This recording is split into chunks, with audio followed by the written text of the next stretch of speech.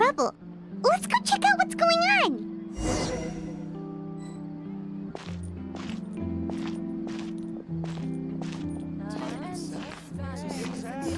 But none of them believed me.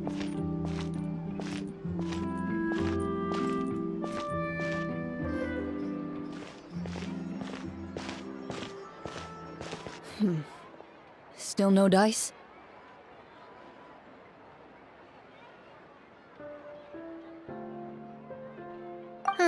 Not at all. And I've asked pretty much everyone in the court of Fontaine already. Lynette's ears drooped as soon as she heard that we'd have to be out and about for days on end. And Fremine, he hid himself under his helmet as soon as he realized there'd be people around that he didn't know. What about Chiori and Charlotte? I feel like both of them would be more than up to it.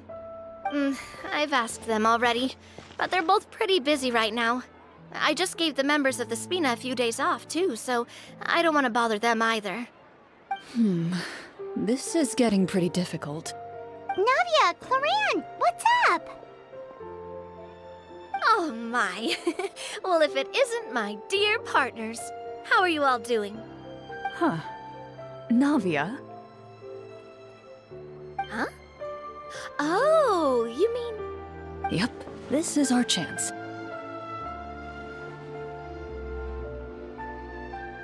Do you need our help with something? Oh, precisely. My dear partners, we've got a huge problem right now that only you can solve. Whoa, for real? Absolutely. We've already exhausted all our other options. Traveler, Paimon, would you join us and play Marechaussee Hunter Judgment Day? Marechaussee what now? It's a new game script by the Tabletop Troupe, a local roleplay adventure club. Ever heard of the Tabletop Troupe? They put out games that allow you to participate in a story and roleplay characters with your friends. Oh, I've loved their stuff ever since I was a kid.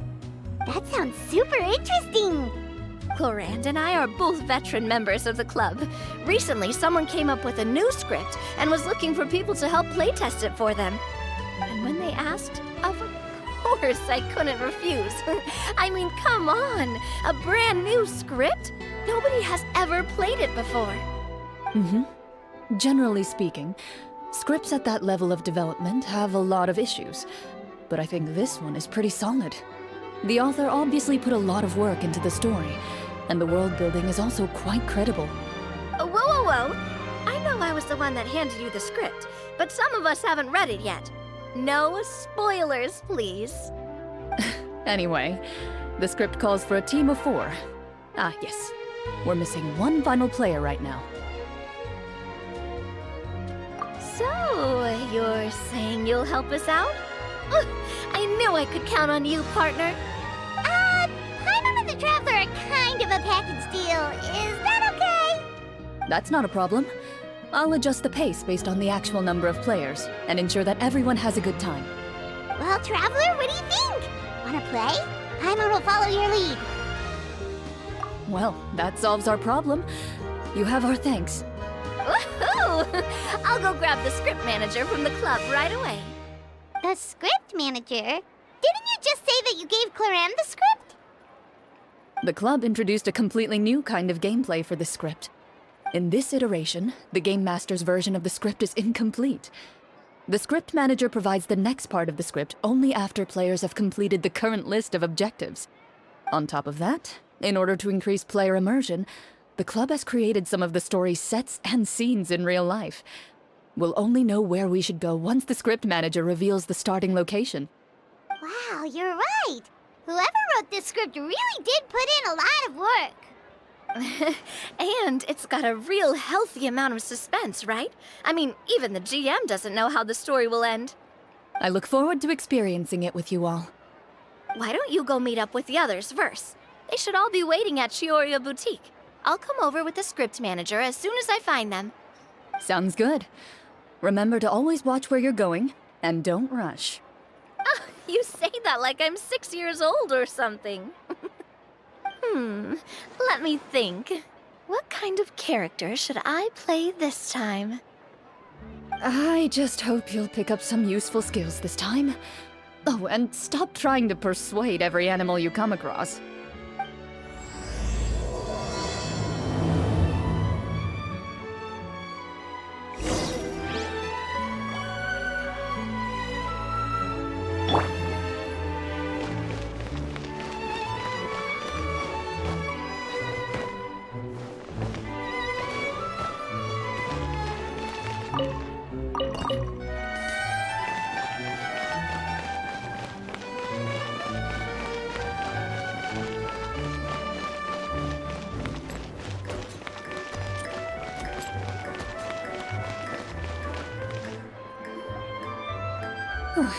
Sorry to keep you waiting. Ah, you're back! Huh? And you've got the Traveler and Paimon with you too! What a pleasant surprise. I assume you'll be joining us for the game then? Linny, Farina! Paimon didn't know you were playing too. Are you also members of the tabletop troupe? I'm more of a casual member, if anything. I haven't taken part in many formal club activities. Lynette Fremine and I play something similar at the Hotel Bouffe Tété sometimes, but I'm usually the GM. Still, I'm sure it'll be fun being a player for the first time. I'm looking forward to it. Well, I'm not a member of the club at all. Clorinde simply woke me up first thing this morning, said there was a good script worth experiencing, and asked if I wanted in. If you're interested, I can give you a referral. That should give you a 40% discount on membership fees. I think I'll wait to see how this experience plays out first, especially when it comes to the quality of the script. If it's sufficiently fun, then I'll join. Do you participate in a lot of tabletop troupe activities, Clorinde? You could say that. She's actually one of the few senior game masters of the troupe. Ah, right. I knew about that even when she was still my subordinate. It's nothing. Really, just a small hobby of mine. Wow. Paimon's so used to seeing you be all upstanding and intimidating as the champion duelist. It's kind of hard to imagine you role-playing with a bunch of friends. Surely you jest. I would never intentionally make things difficult for my players. I maintain a clear boundary between my professional and personal lives. The me you see at court represents the law and order of Fontaine. I put all personal feelings to the side and grant a fair duel to all who seek to defend their honor. But in my personal life, I'm just an ordinary person. Someone who feels anger and sadness, just like everyone else. Well, you say that, but for all the time I've known you, I don't think I've ever seen you cry. I've seen you get angry, sure, but now I'm wondering whether you were actually mad or if it just looked that way from the outside. I was probably in work mode during those times. Is that so? Well, in any case, I just feel like even in your personal life, you don't get emotional very often. So you want to see me cry? That might be a little difficult. A show of anger, though, that might be something I could accomplish.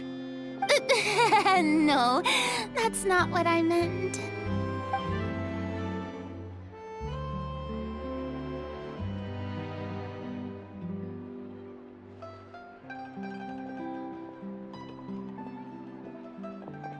Ah, I'm back! Here, allow me to introduce you to the script manager, Mr. Florian. Pleasure to meet you all. Wait, are you a champion duelist too, Mr. Florian? Oh, no. This is just the costume provided by the club. I occasionally play a few of the roles in my scripts. That sounds like a lot of work. It's nothing. It's the least we can do to give the players a more immersive experience. Anyway, allow me to give you a brief introduction of the script. This script was adapted from the real history of the Marechaussee Hunters. You all will play the role of hunters from a bygone era and resolve a series of events unfolding in the capital. Paimon's not super familiar with the history of the Marechaussee Hunters. Is that a problem? Oh, no problem at all. I can give you a brief rundown. So, Basically, Marashose hunters were people who dedicated themselves to hunting monsters and protecting the city by using a special swordsmanship technique passed down over generations. Their story can be traced back to the ancient Remurian dynasty, as well as the first hunter, Cassiodor. But I'll leave the finer details for you to seek out and discover later. And I'll provide additional commentary as the story progresses. In that case, brave hunters, are you ready to set out on an unknown adventure? Whoa, just one sentence and it's like we're in the story already! Aha, I see many a determined gaze before me. Very well, head over to this location and begin your heroic journey. So, as we follow the story, it leads us to specific scenes? Ooh, sounds pretty innovative. What does the message in the envelope say? It's the exact location of the scene, as well as the formal permission to use the venue. Huh, seems like they have everything prepared. Please check all your belongings, everyone, and make sure you haven't forgotten anything. Once you're ready, please follow me to the designated location. Sounds good! Hunter Squad, move out!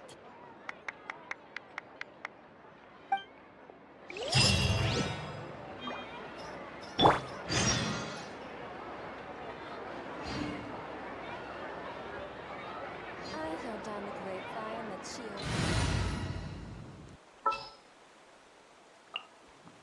May knowledge guide you.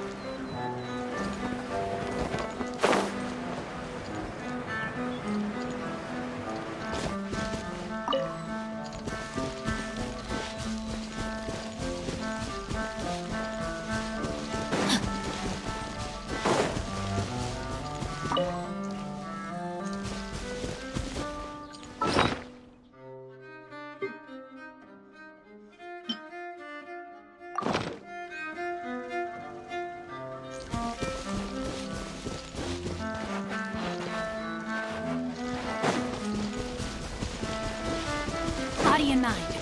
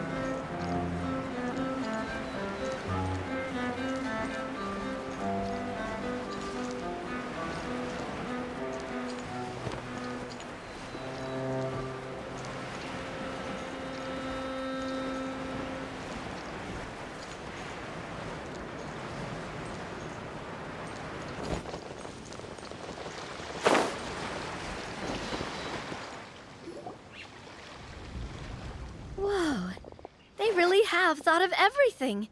Even the phaetometer is here and ready to go for us. The phaetometer. What's that? It's a card that's used to determine action success or failure.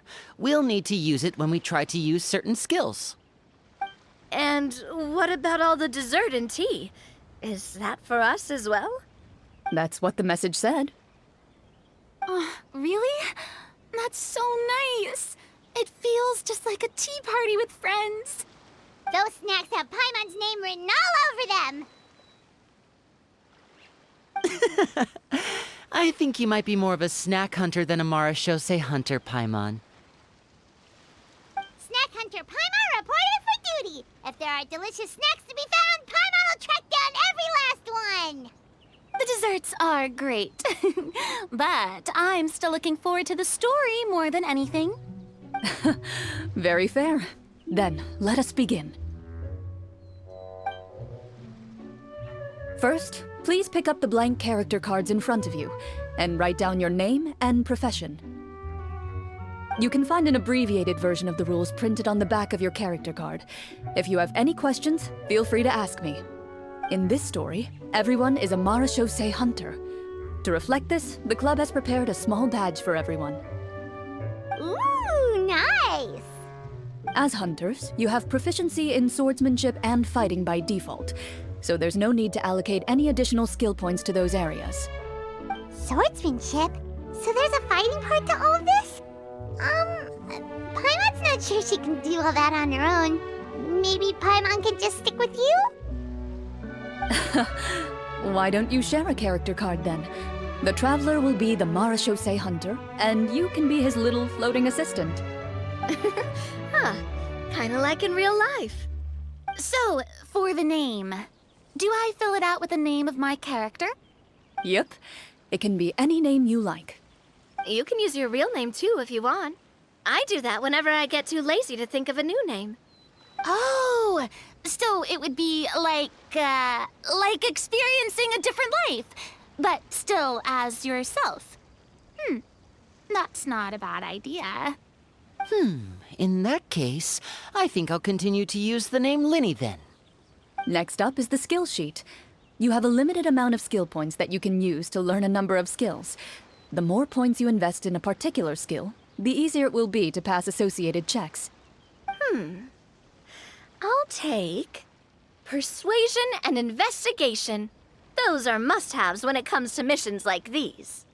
Oh, those skills sound like they'd be useful for gathering intelligence! Good idea, Navia! Just as expected of a veteran player. So should we also take those skills then? Not necessarily.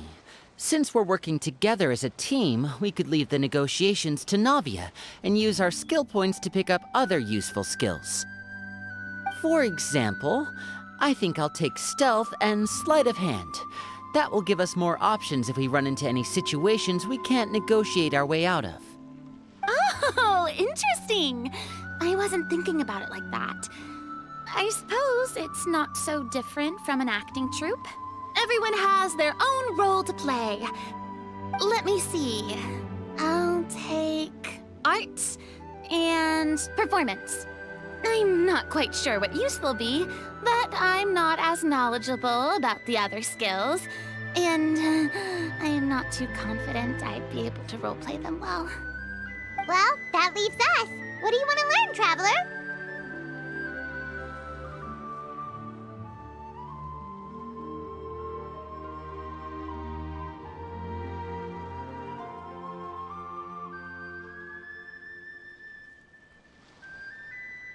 Ooh, so you want to help people when they're injured. That's nice of you. Oh, something that'll help you get a read on other people's thoughts. Sounds useful. So what do you think? Are you sure you want to learn these two skills? Let's see. Oh, looks like you each have enough points to choose one final skill. You've all picked such classic skills. It's fine to go a little bit out of the box, you know. Why do I get the feeling she's getting ready to cause trouble? For example, this one here. Summon.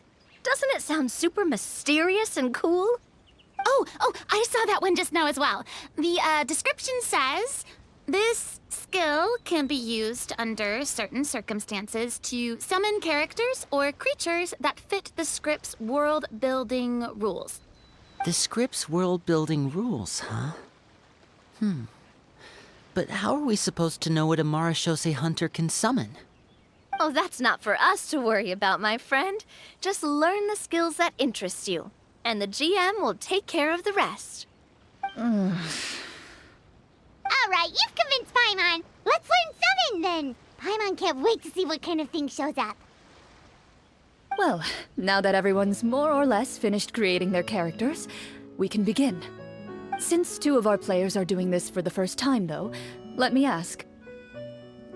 Would you like to play on easy mode or authentic mode? What's the difference between the two? Well, in role-playing games, the story sometimes changes based on the decisions of the players and the results of the Fatometer. For example, if you fail a check, that means you cannot use the target skill in that scenario. A critical failure may even result in further negative consequences. If you choose to play in Authentic mode, every time you elect to use a skill, you'll need to use the Fatometer to see whether you succeed or fail, and face any consequences that may follow. If you choose Easy mode instead, every check will be successful by default, and you won't have to worry about luck playing a factor.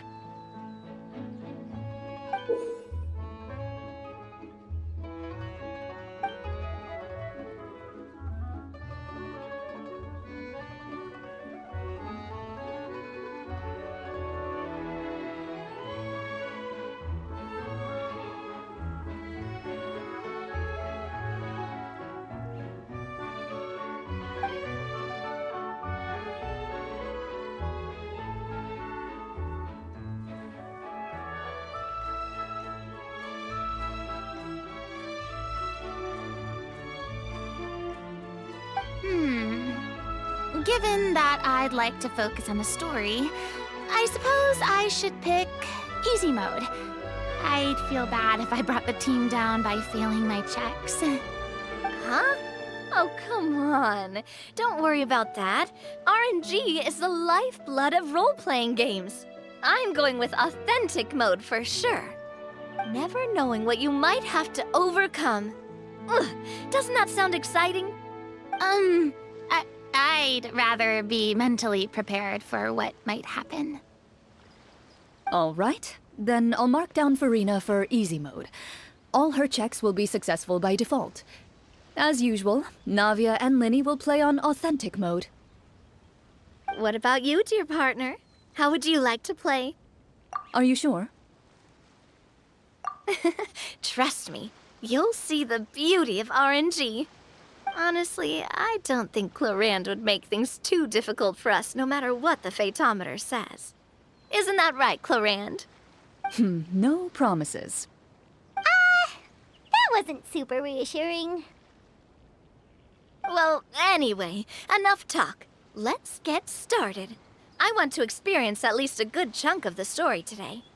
Speaking of the story, why is the beginning scene on a beach? Well, that's because...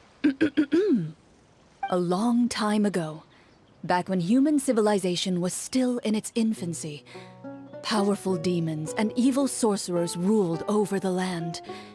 They created a host of monsters and sent them to slaughter all humans in existence. Soon, a group of human rebels banded together. With their swords raised, they swore to brave the darkness, and in doing so, subdue each and every monster that sought their destruction. They became known as the Marachose Hunters.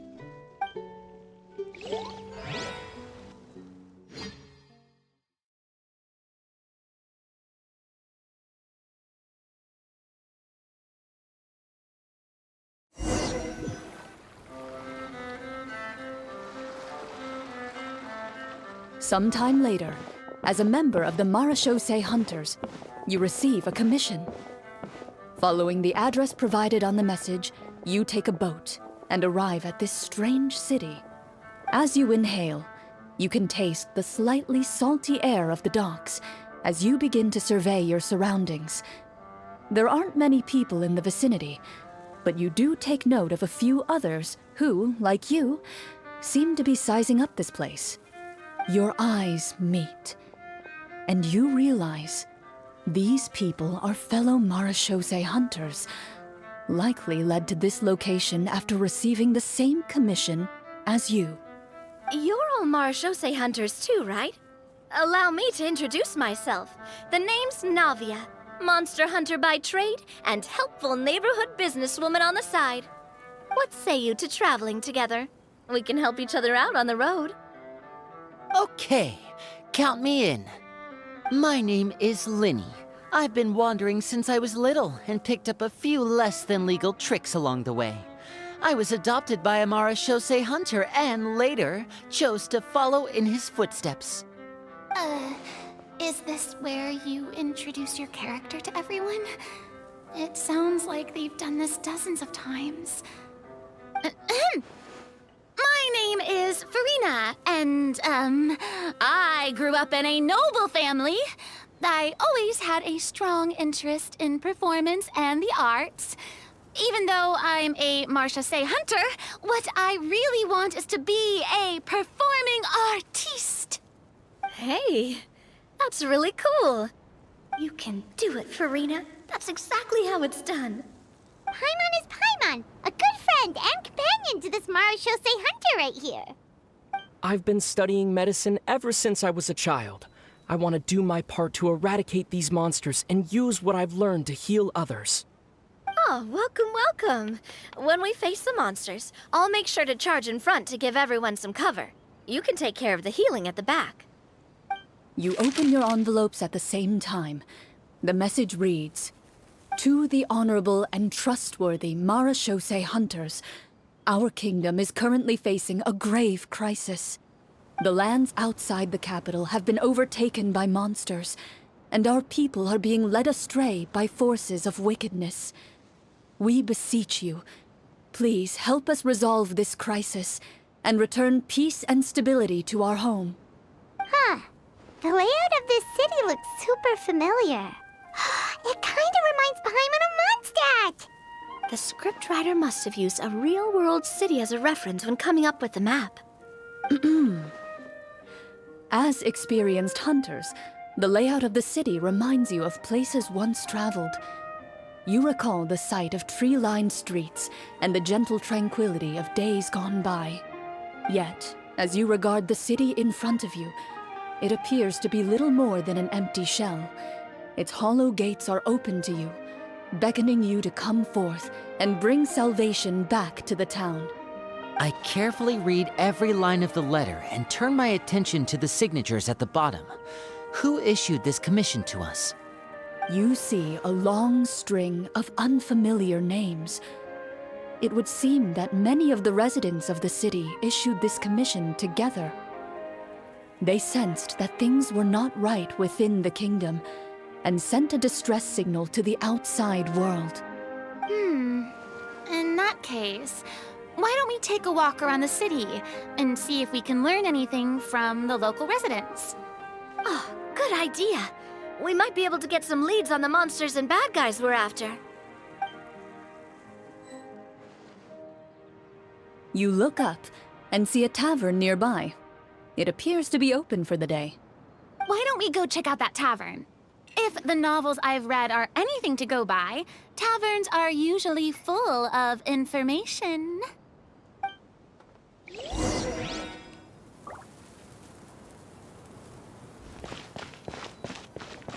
As you approach the tavern, you find a plainly dressed woman standing nearby. She appears to be rather troubled about something.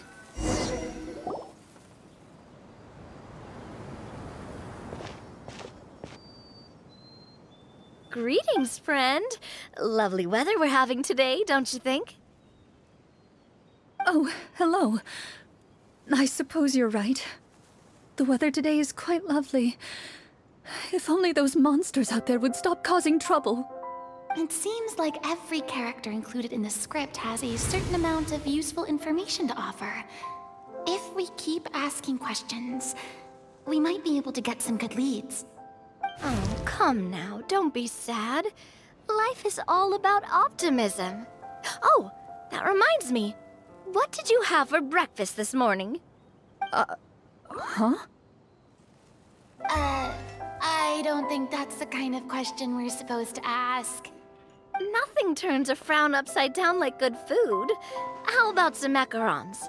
I could make you some. You didn't even take cooking as one of your skill proficiencies. That's not necessary, miss. Excuse me for saying this, but you don't really look like a chef. Besides, I'm not really a fan of sweets. So you're someone who barely smiles and doesn't like sweets. You're really starting to remind me of this one friend of mine. Hey! Did she just... me? Clorinde must have broke character for a second. isn't getting us anywhere. Traveler, maybe you can think of something.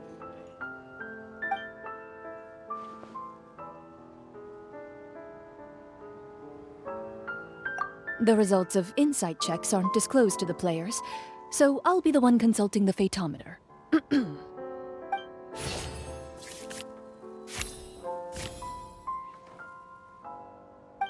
You recall all the lessons you've learned in your time and begin to carefully observe the woman's mannerisms. You notice that when she's quiet, she has an empty look in her eyes, as if her thoughts have drifted to a place far, far away. And when she speaks, she often subconsciously reaches out to touch the ring on her left hand.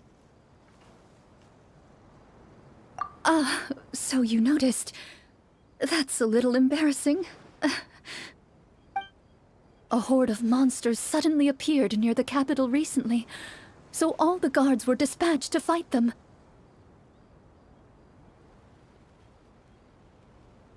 Do you remember when those monsters appeared? I'm not completely sure. All I know is that my husband was dispatched to fight them 3 days ago. Do you know where he was sent? It all happened so fast.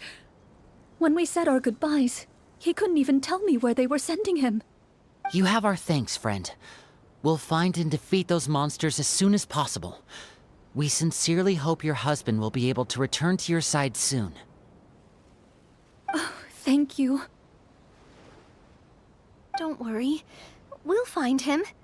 Just try to remain optimistic and wait for good news. We don't always get to choose what happens to us. But we do get to choose the little things, like what we eat and how we respond to the things life throws our way. I hope that one day, you too will recognize the power of something as small and inconsequential as a delicious dessert. I'll do my best. You bid farewell to the woman, and continue your journey further into the city.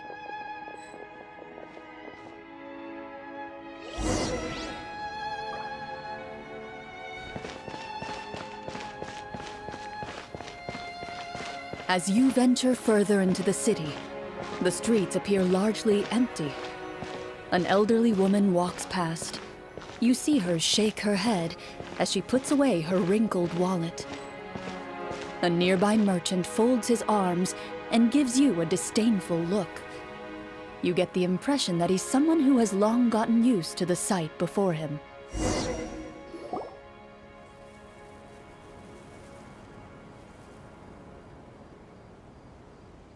Although he doesn't seem very friendly, merchants are usually a good source of information, right?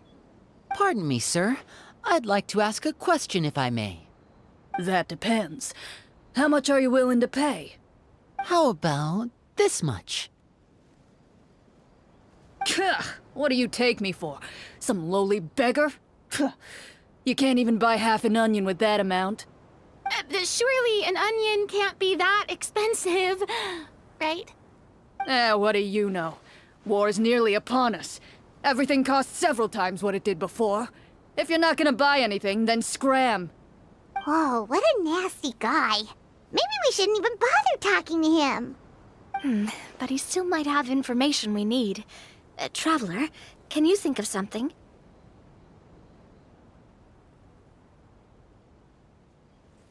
Sir, we came to this city to solve the very problem you seem to be referring to. The war you mentioned, would it happen to be against the monsters outside the city? If you happen to be well informed and know a thing or two about what's going on, we'd appreciate it if you could share that information with us. After all, the sooner this problem gets resolved, the easier it will be for you to do your business.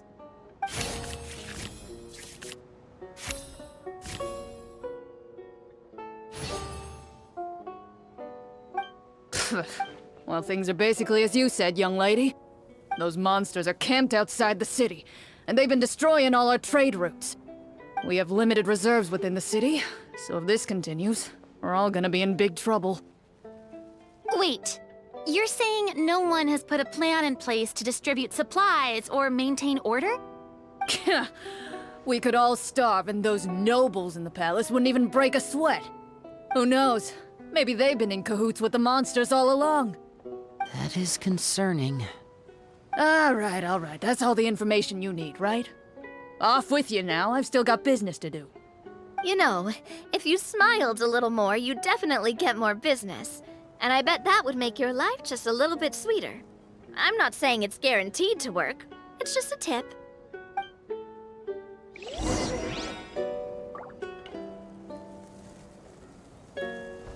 Should we try to go somewhere with more people? Oh, how about the city square? Follow me.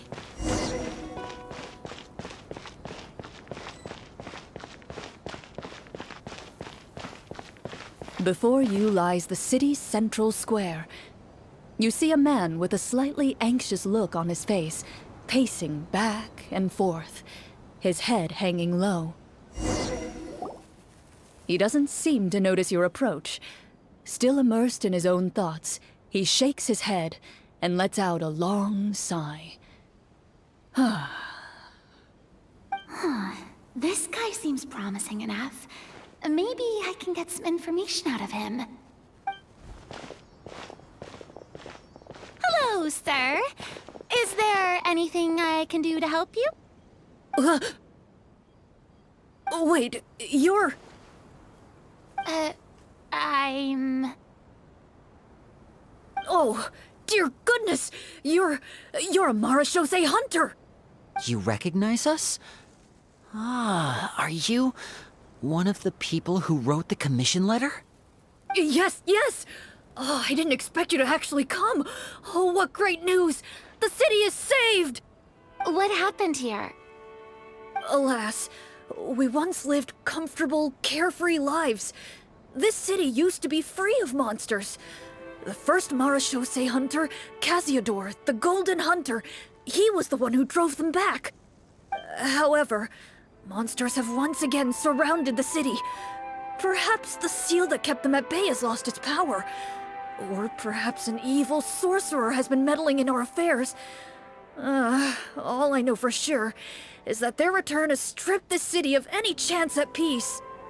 Are there not enough soldiers to drive them out?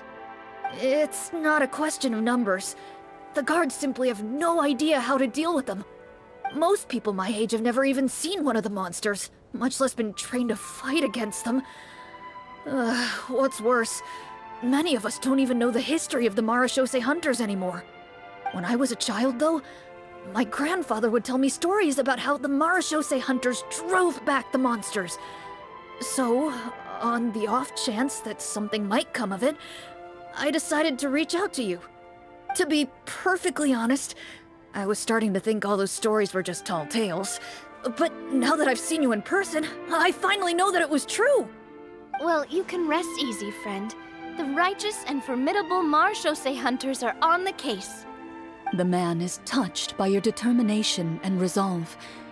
His eyes begin to well with tears of relief.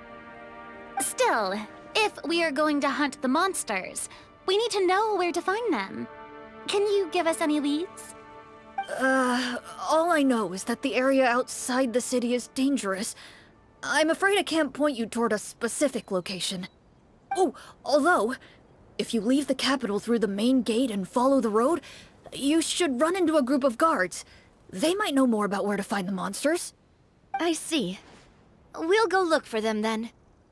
All right, be careful. Oh, and one last thing. The monsters outside the city are just part of the problem. There are evil sorcerers inside the city as well, so be on your guard. They're actively working with the monsters, and have corrupted the court ministers with malicious magic. They're the reason why, even inside the city, everything has been a giant mess. Even one of our kindest ministers has turned into a boorish and unreasonable figure, interested in nothing but enacting laws that exploit the people. Who knows how much longer we'll be able to go on like this.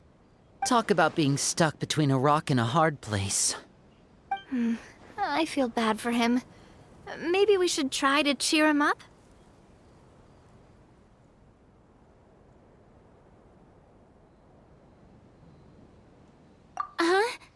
Like, now? Is this really the right time?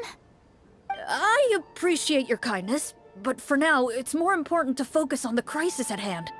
Brave hunters, I leave the future of this kingdom to you.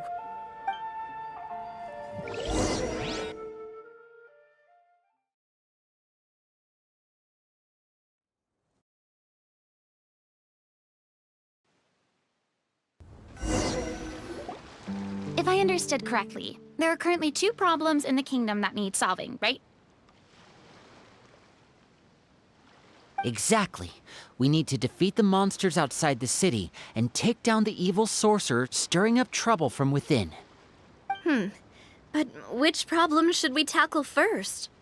Well, this seems like a good moment for a break. Take some time and discuss what you want to do. Let me know when you've made your decision. I really didn't expect the people in the city to keep us at arm's length like that. I totally thought the hunters would be treated like heroes. Well, Clorinde said the script took cues from the real history of Fontaine, right? Maybe the real-life Marachose hunters were also treated like that. I wouldn't say it's a perfect representation of history, but there are definitely some similarities. Would you like to hear more about it? Sure. As long as it doesn't spoil anything in the script. You brought up bits and pieces of the hunter's history before, but it was all in passing. Paimon wants to know too! The hunters were super powerful, right? Were they all from a special line of supernatural beings or something? Kinda like the yokai in Inazuma? No. All Marachose hunters were ordinary mortal fighters. The only thing that set them apart were the special sword techniques passed down over the centuries. Huh? So you mean anyone could become a Marachose hunter? In theory, yes. All you would need to do is survive the rigorous training and master the swordsmanship techniques required to fight the monsters. Still, most people dropped out at the early stages, and others called it quits the minute they saw a monster in person. To become a hunter, you must be strong in both body and mind. What kind of monsters did the hunters fight exactly? Oh, and the evil sorcerer the script mentions. Did they exist in real life too? The land of Fontaine once played host to an ancient dynasty known as Remuria. After that dynasty fell, monsters began to appear, intent on obstructing humans from establishing a new social order.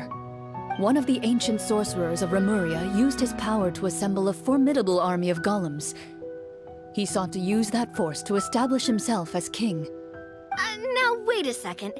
Don't tell me that guy was the inspiration for the evil sorcerer in the script. We still haven't found any in-game information on him yet. So, why don't you talk about someone else for now? Well, I wasn't planning on going into anything you might be able to find out in the game. But if you want me to talk about something else, then... How about Casiodor, the Golden Hunter? Or Egeria, the ex-Hydro Archon? Wait, but those people are all from a super long time ago. Where did you learn all this, Clorinde? From my master. Huh. By master, you mean Miss Petronia? Someone you know? Absolutely. Miss Petronia and my father were good friends. Back in the day, she would often bring Clorinde over to play, but then... Let's not get off topic. Anyway, back to what I was saying. Responding to Egeria's call, a number of warriors followed Casiodor into battle against the monsters. This group of warriors, under Casiodor's leadership, became known as the Marachose Hunters. Yet, as Fontaine entered an era of peace, their work gradually became obsolete. The Marachose Phantom, originally an association made up of hunters, eventually came to be predominantly comprised of Melusines. Ah, I see. That explains why most of the people in the script have forgotten the hunters or think of them as nothing more than a legend. Is that really a bad thing, though? It can get tough always being the one shouldering everyone's expectations. Depends on who you ask, I suppose. If the name of the organization no longer commands respect, investigative work is bound to suffer. Speaking of investigations, which problem should we tackle first? Monsters or evil sorcerer? I vote monsters. That's the main duty of the hunters, right? We can come back to the sorcerer later. Well said, Miss Farina.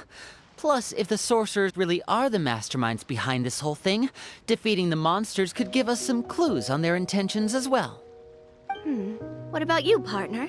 What do you think?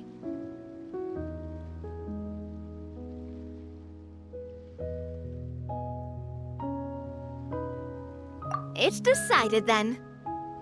All right. After some discussion, you decide to turn around and head out of the city.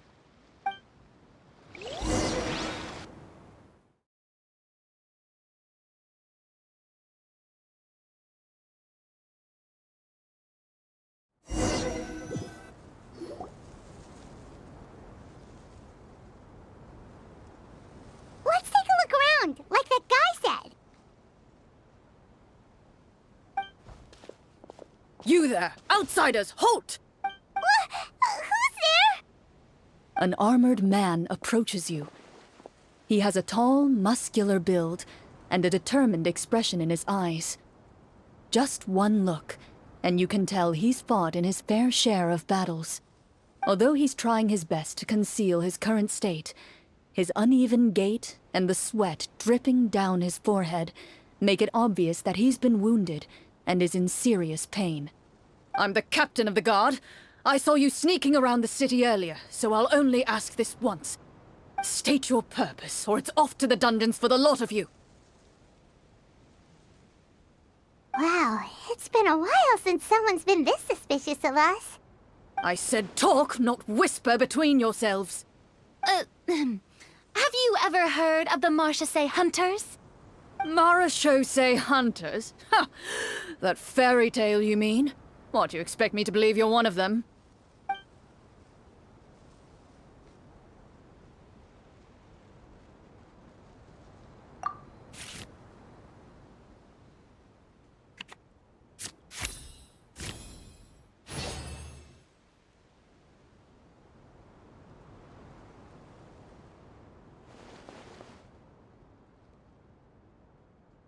Using your knowledge of medicine, you're able to deduce that the injury on his calf was a monster's doing, and the wound has already begun to fester. As you check him over, he looks at you with suspicion and retracts his injured leg further back. I'm a doctor by trade. Please, let me redress your wound. You don't have to suffer like this.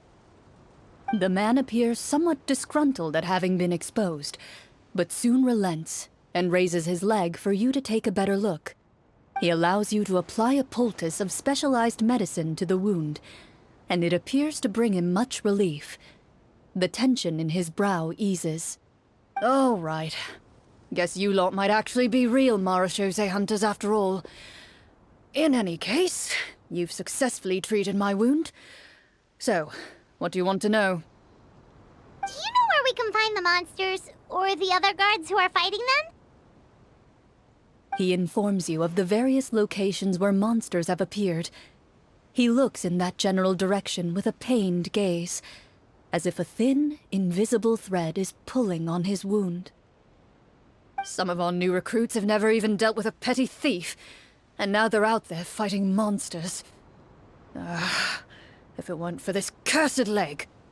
Oh, please, sir. Don't get too worked up. You need to focus on your recovery. Just leave the monsters to us. We're Marachose hunters, after all. Hearing you say that, a glimmer of hope flashes in his eyes. But it disappears almost as quickly as it came. Those monsters aren't easy to deal with. But if you insist on going, I won't stop you either. I just hope all the guards will be able to come back to their families alive. I wish you the best of luck.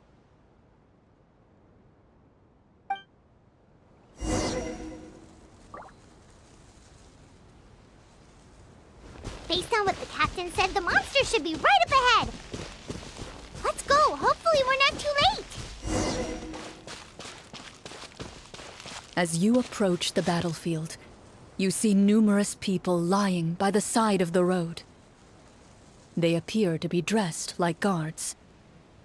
Their faces are filled with desperation and terror, Some are screaming and cursing in vain, as if still trying to banish the monstrosities they saw from their minds.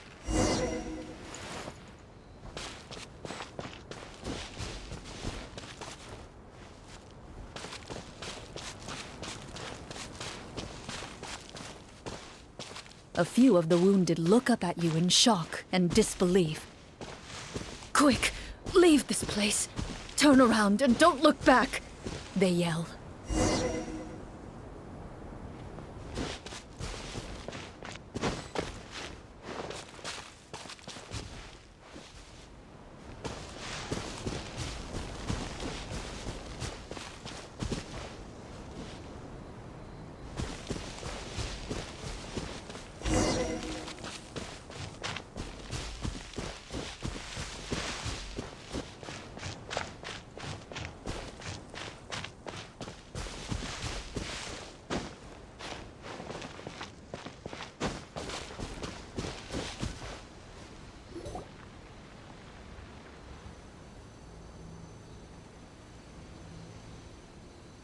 This is the place he mentioned, right?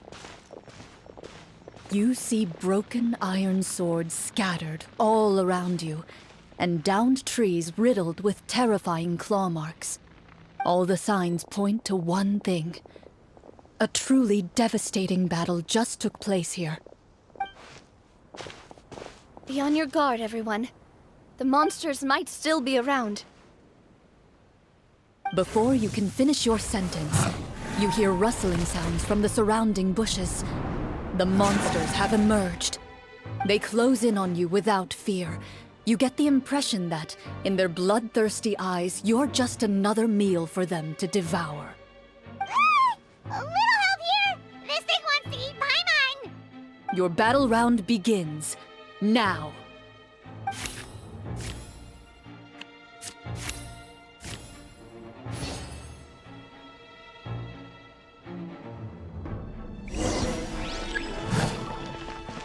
Propagate! Germinate!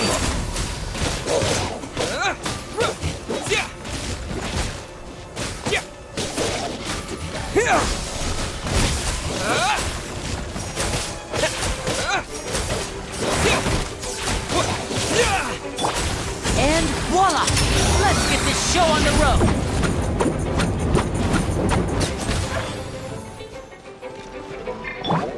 Shower me with praise! The next battle round begins now. Let the world collide! Coming at you! Attack! That's the way. The monsters let out a terrifying roar of anger and resentment before dissipating into thin air. Oh, thank goodness it's over. We're lucky the Marashose Hunter class came with all those preset skill points. Otherwise, we would have been in some real trouble. I never knew the Fatometer even determines the amount of damage you inflict. If you get unlucky, isn't it just game over right then and there? That's part of the fun. The uncertainty of fate is what gives these games their appeal. Just as you begin to celebrate your victory, a suspicious lump on the ground catches your attention. A suspicious lump. Wait, could it be the thing that appears after every battle? I walk up to it, crouch down, and begin to carefully examine it. I've still got my right glove on, so it should be fine for me to touch it, right? As you investigate the mound, you discover that the exposed portion appears to be made of wood. It was previously obscured by the large form of the monsters. With the monsters gone, the small protrusion now awaits your discovery, poking out of the ground like a shy flower bud. Whoa, it's a treasure chest!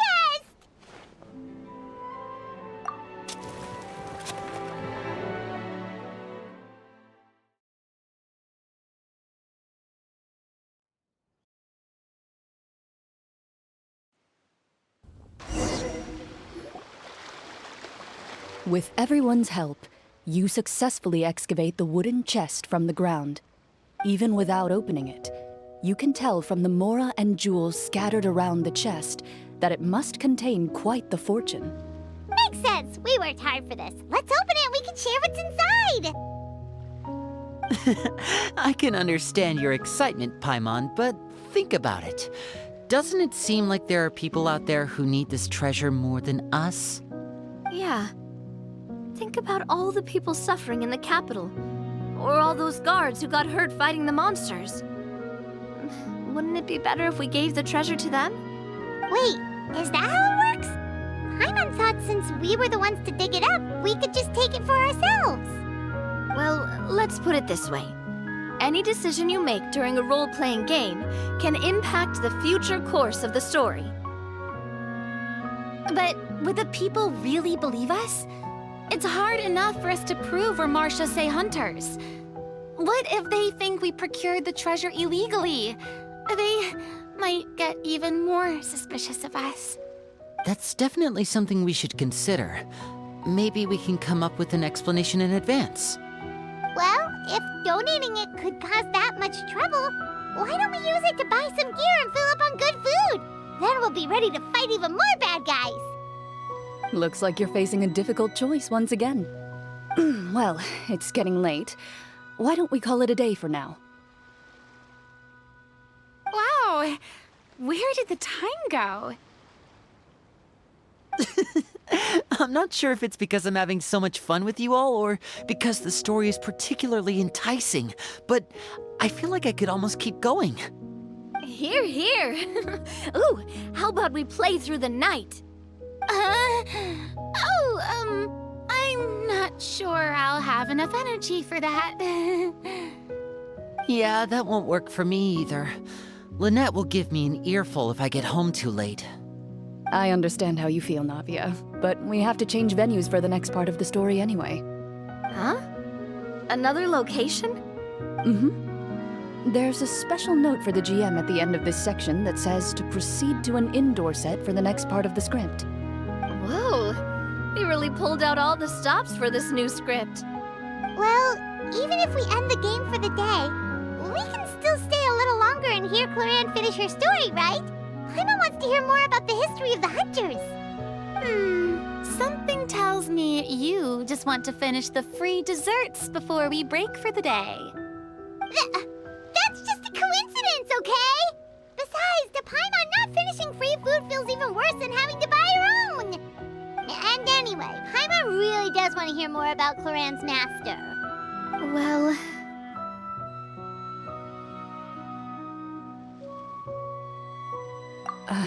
It's nothing. I appreciate the concern, but it's all in the past. It won't do any harm to share these things now.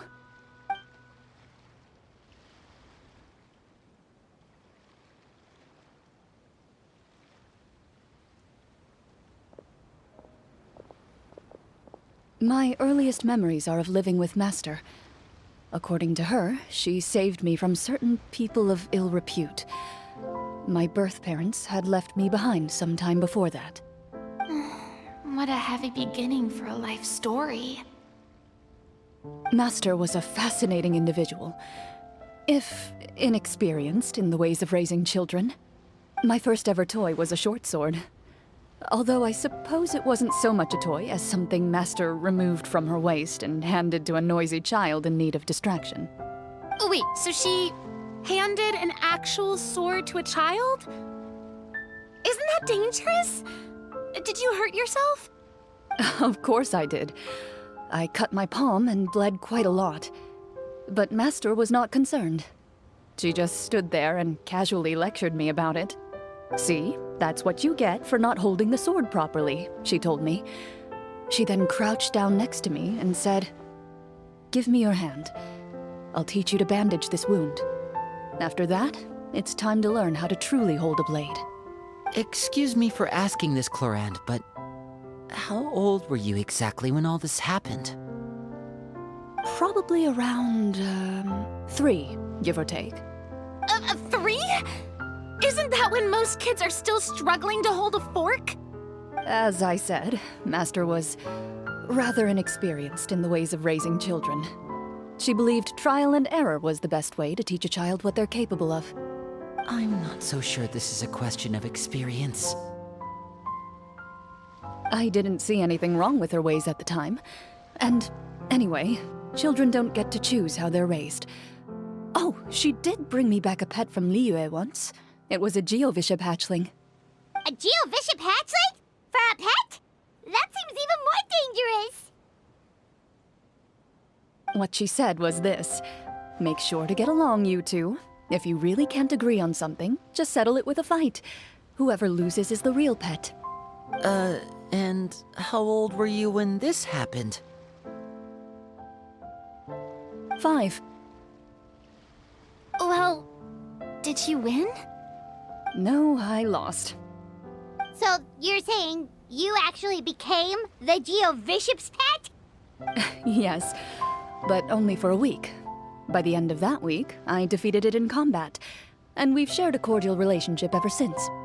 That really doesn't sound like the kind of childhood someone should have. Later on, I gradually understood that Master most likely didn't know any other way to raise a child. She was a Marachose hunter, but I never heard her bring up her own parents. Thanks to her, I learned how to navigate the forest by the age of 6, and could hunt monsters in the wild by myself the year after that. Even though the training she subjected me to was strict, she always made sure to take me traveling when she had the time. We met many of her friends during those days. That was also how I met Mr. Callis and his family. I still remember the first time we met. You were too scared to join our picnic and hid behind Ms. Petronia the whole time. I still hadn't really met many children my age at that time, so I didn't know how to interact with others. After that, though, you started coming over a lot. You loved challenging people to shooting competitions, remember?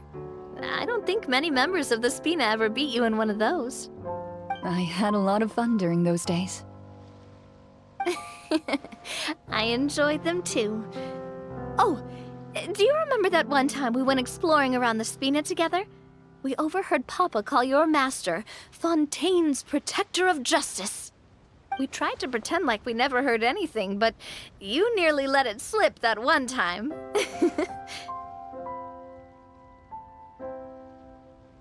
Protector of Justice? Oh, wait, you mean that vigilante hero from 20 years ago? The one who is always active at night? Yep, that would be her. She often would put on a black cloak and go out at night. I never knew where she went or what she was doing.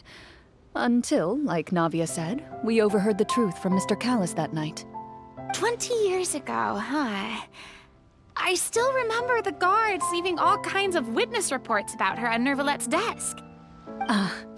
My apologies. Oh, there's no need to apologize. You had nothing to do with it. And anyway, everything she did was for a good cause. Although, calling herself the Protector of Order was a bit much. Especially when she deliberately operated outside the law. Huh?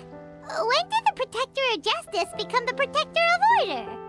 Oh, she had a bunch of code names. I heard she would just come up with a name on the spot whenever she was asked. Later on, she probably got sick of answering those questions and decided to stick to just 2. The Protector of Justice and the Protector of Order. That sounds like her, all right. I bet she forgot which of the 2 she'd use by the time she got back each night. Well, she certainly sounds like a fascinating individual. With her strong sense of justice, it's no surprise her student followed in her footsteps. It's true. I always wanted to become like her. Someone powerful, independent, and with a strong sense of conviction. But...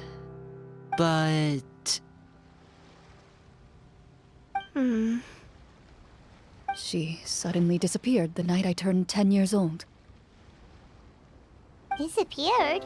What happened? I have no idea. She didn't even leave a note. I was never able to find out where she went. That night, I was celebrating my birthday at Navia's house. But Master never came to pick me up. When I returned home on my own, it was to an empty house. When she still didn't appear after a few days, I went to Mr. Callis's house to ask about her whereabouts. But he only shook his head. Papa probably didn't know either. I know he sent a few people to investigate the matter in secret, but they never found any credible leads. Don't worry, I understand. To be perfectly honest, given Master's personality and way of doing things, it all made a lot of sense. If I had to guess, I'd say she probably used it as an opportunity to force me to become independent. Just like how, when a litter of kittens reaches a certain age, the mother willingly leaves them behind. Were you upset, Clorinde?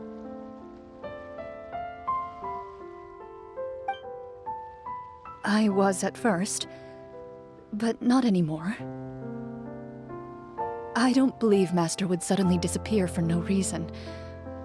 There must have been something she just had to do. Well, despite everything, you still managed to follow in her footsteps and become the greatest champion duelist in all of Fontaine. You're practically a living symbol of law and justice. I suspect my position would be far too by the books for her. Master always did whatever she pleased. But you're right. I suppose I do take after her in some ways. Who knew Clorinde had such an interesting past? I never had the chance to ask her about it before. And I wonder if Clorinde's master were the champion duelist back then, would that duel against Mr. Callus have gone differently? Oh no. Judging by the atmosphere, Clorinde and Navia are probably thinking something similar. The mood just got super awkward all of a sudden. Well, anyway. Would you look at the time? It's getting dark, so we should probably call it a day for real this time. If we keep talking like this, we really will be here all night. I had a great time today, Miss Clorinde. Thank you for being our GM. Anytime.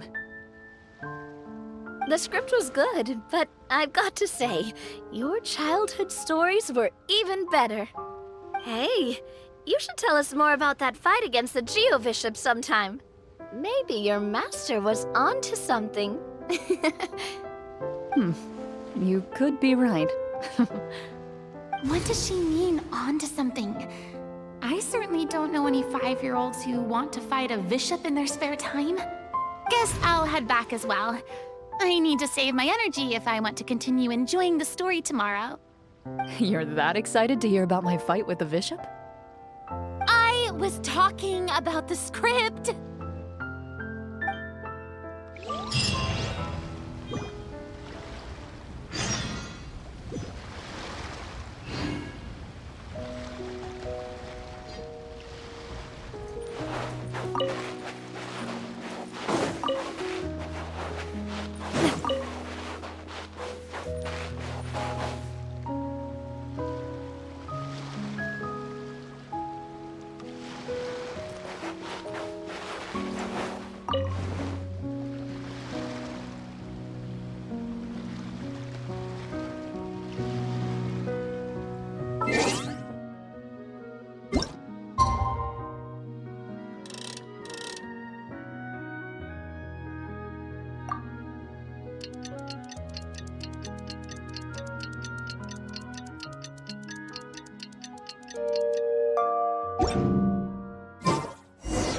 Let's go meet up with the group. Paimon's really looking forward to today's story.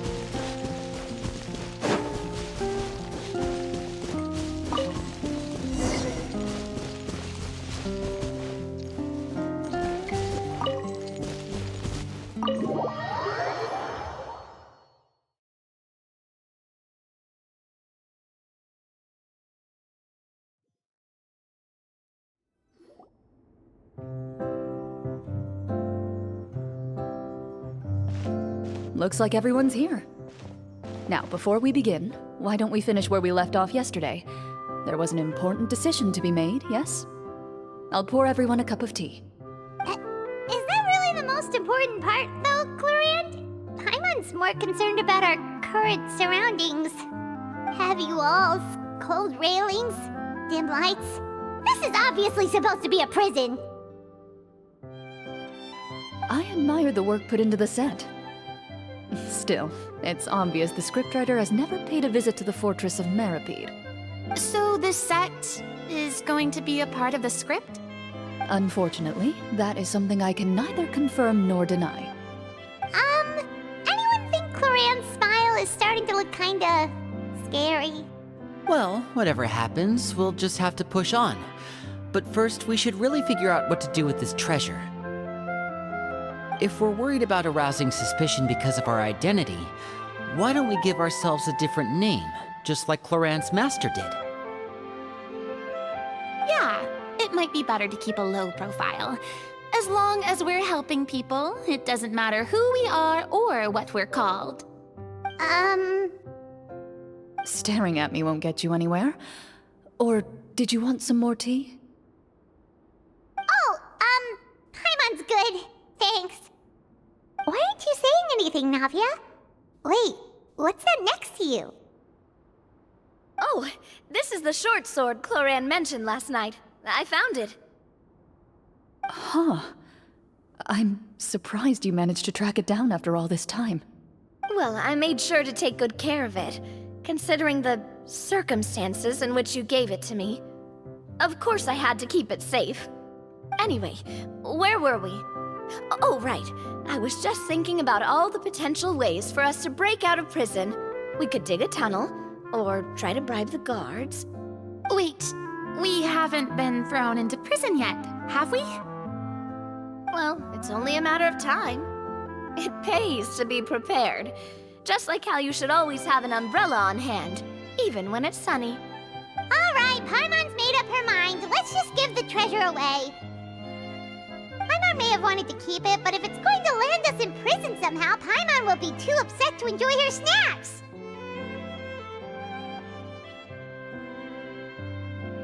So, you reached an agreement? All right then, we can continue with the story. Oh, and we'll collect all the scattered pieces of treasure on the ground as well. All right. You collect the treasure and make your way back to the capital with your bag of loot in hand.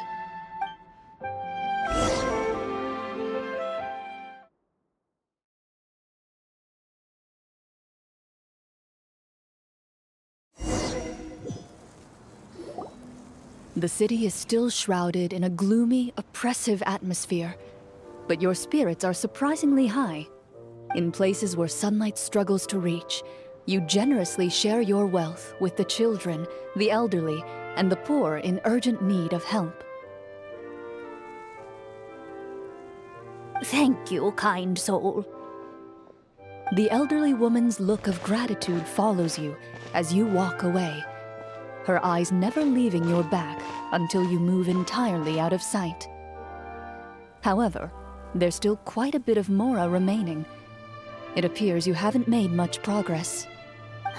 She's probably trying to tell us to speed this up. We need to hurry up so we can address the sorcerer problem. Should we go find that man again at the square? He seemed like a pretty responsible guy. I'm sure he knows the people here far better than us. Oh, good idea! Just as you start to make way to the square, intent on finding the man again, there's a voice.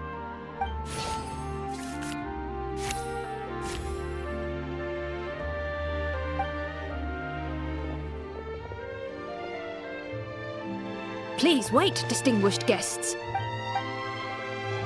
Several strange guards suddenly call out to you. They run forward to meet you and proceed to politely pay their respects. Greetings, gentlemen.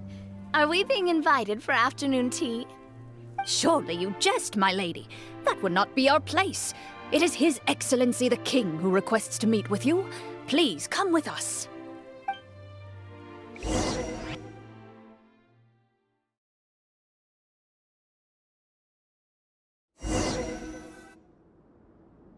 Do you think this could be a trap?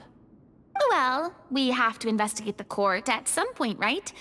Meeting the king himself would be a fantastic opportunity to do that. I say we go for it. If something happens, we'll just turn the whole place upside down. That sounds a little intense. After a quick discussion, you nod to the guards and agree to follow. They lead you all the way to the audience hall of the palace. Gilded tables line both sides of the hall. The space itself is adorned with all manner of expensive antiques, glass shelves, and silver candlesticks. The items appear quite ordinary in size and dimension, yet their presence somehow makes the emptiness of the hall feel even more surreal and ominous. Wow, it's so luxurious! The elderly king, clad in a magnificent robe, sits upon the deep crimson throne before you. He wears above his head a majestic crown, with a gemstone the size of a bird's egg set right at the very front. As you observe it, you see a complex pattern of light reflect off its surface. They're here, Your Majesty. A man dressed in dark clothes, likely a minister, shields his mouth with his hands and bends down to whisper a few words to the king. After a moment, he lowers his hands and stands back up. His gaze shifts to fixate on your group, but he does not move from his place at the king's side. The king does not appear entirely aware of his surroundings. The man by his side, though. We should keep a close eye on him. The king remains still and says nothing. The minister is the one who speaks. Esteemed guests, allow me to thank you for coming to our faraway kingdom. Unfortunately, His Majesty the King finds himself quite exhausted from work. So please allow me, his Prime Minister, to welcome you in his stead. I've heard tell that your group, the Marechaussee Hunters, used your exceptional ability with the sword to repel the monsters near the capital. Such a great deed deserves to be rewarded. However, seeing that I was not fortunate enough to observe such a feat with my own eyes, you'll forgive me for seeking to verify the truth by speaking to you myself. Well, we've got nothing to hide. You brought us here to talk, right? So we'll just explain what happened.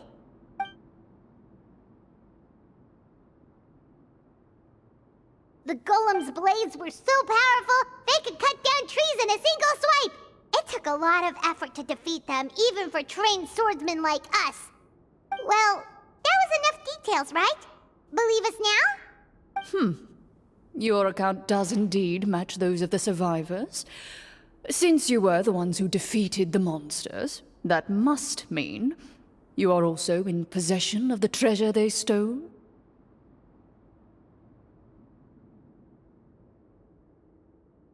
Well, we did take the treasure, but...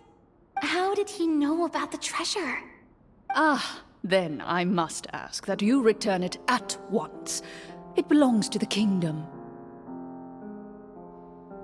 Wait, but didn't you just say that our great deed deserved a reward? Shouldn't the treasure be considered a part of that? Yes, that was indeed what I said. But you seem to have forgotten a very important distinction. Only that which is freely given by the king can be considered a reward. Taking the rightful wealth of a kingdom without said permission, on the other hand, is a crime. But that's completely unreasonable. Yeah, that makes no sense! If it weren't for us, the treasure would still be buried underground somewhere! Maybe so, yet the fact remains.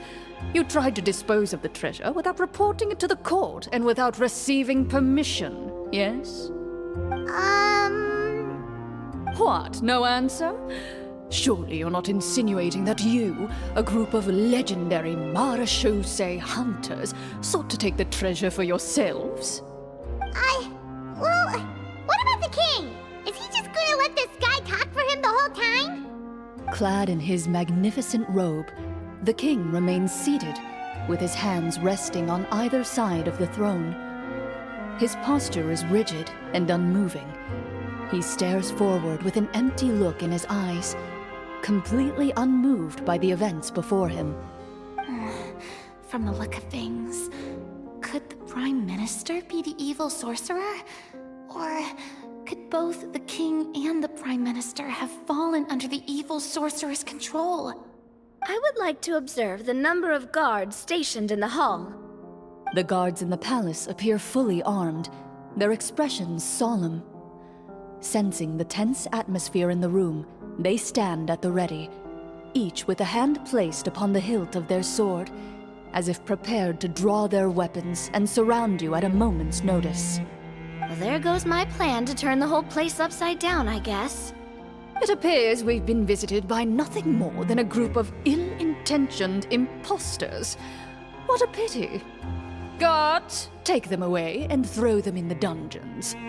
Before I decide your fate, however, I must first determine whether you have any accomplices outside the court.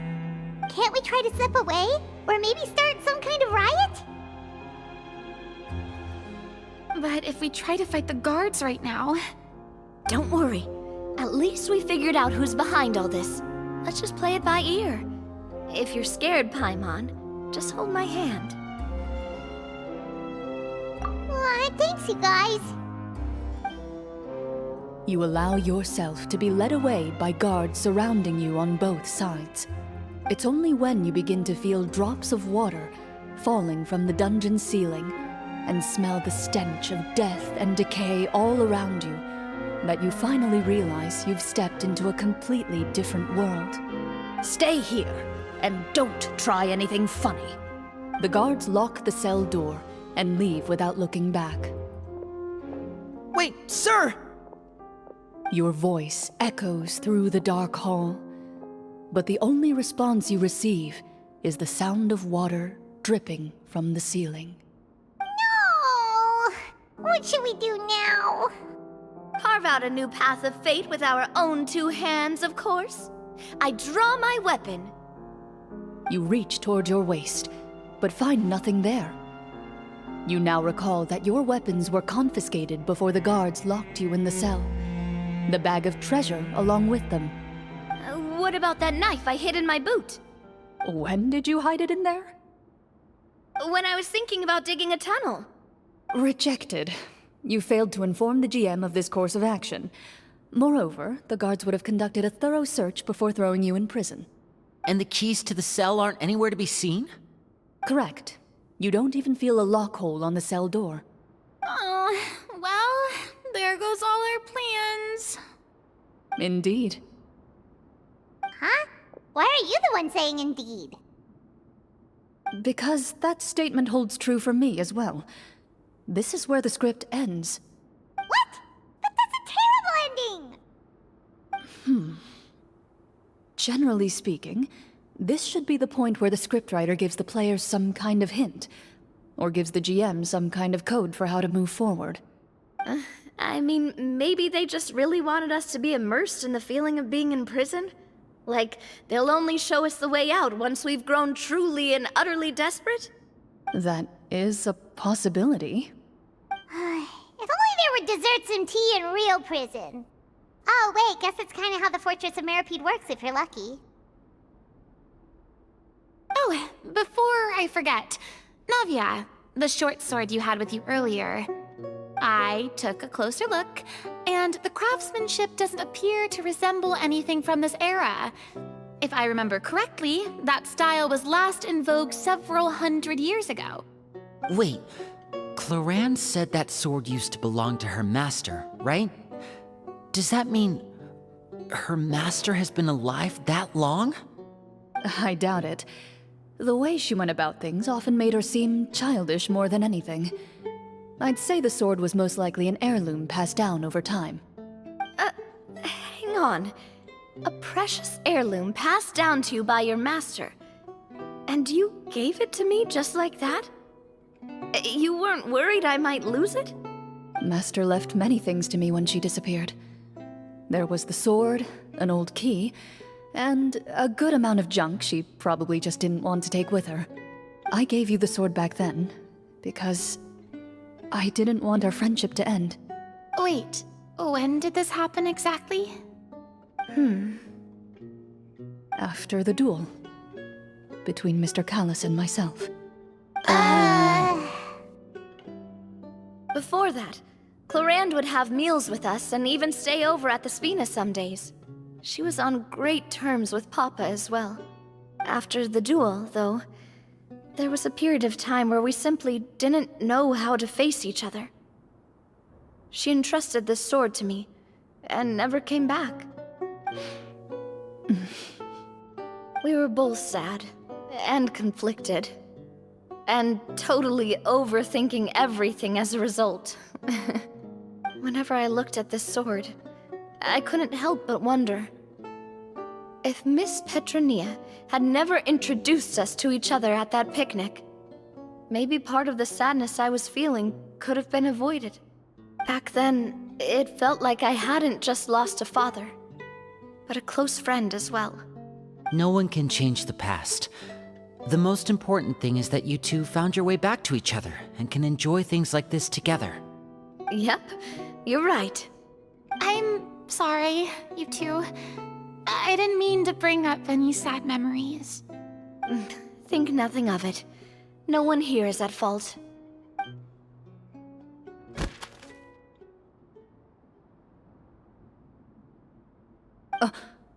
Huh?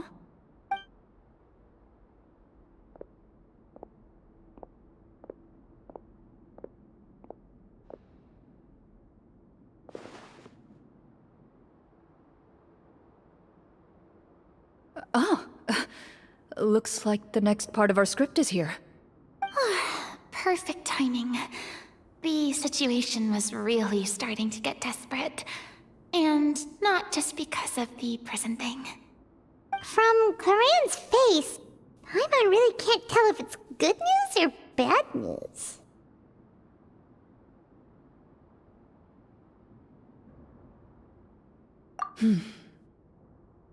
Water continues to drip from the ceiling. In this lightless dungeon, you lack a reliable way to tell how much time has passed. Eventually, you get used to the unpleasant odor of straw, mold, and rust, and find yourselves alternating between fits of drowsiness and despair. Suddenly, you hear footsteps outside the door. Heads up, everyone. Someone's coming. Gather close, everyone, and keep your voice down.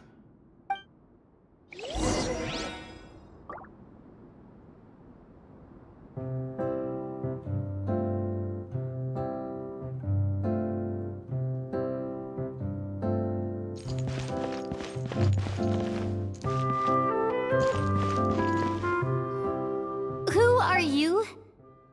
I work as a guard in these dungeons, but my true identity is the same as your own. I'm also a Marechaussee hunter. Huh? Shh! I've already sent away the other guards, but if we make too much noise... I understand, but how can we be sure we can trust you? The king has issued a formal decree. In light of the irrefutable proof of your crime, you're to be executed before tomorrow's sunrise. If you want to escape, it has to be now. Executed? We barely did anything! Monsters appearing at the same location as the treasure. Could this entire thing have been a trap? There will be time for speculation once we're out of here. As for my identity, I have no way to prove that to you just yet. Infiltrating the capital was difficult, and finding a chance to speak with you has taken a lot out of me. I could go on, but I think we can all agree that now is not the time for details.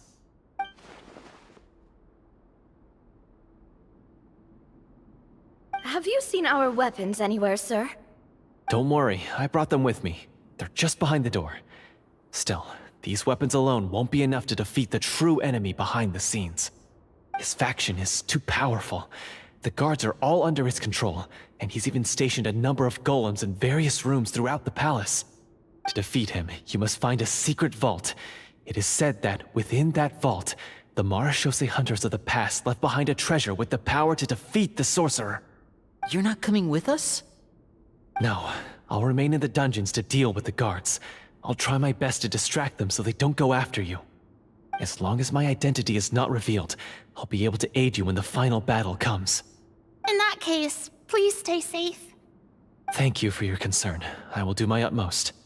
As for the location of the vault, here, this map should lead you there.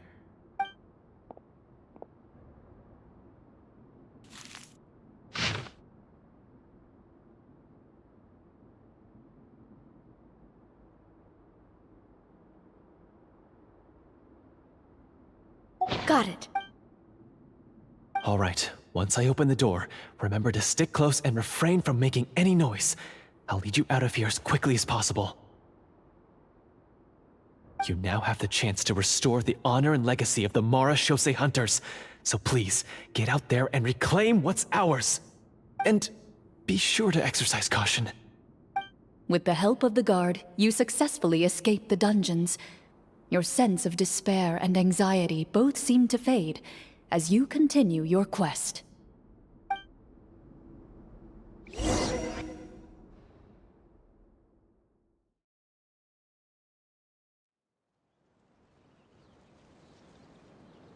Wait, we didn't get to use our skills at all while we were in prison. Who knows when we're gonna get the chance to use that cool summon spell? That is a pity, but we can only continue to move forward.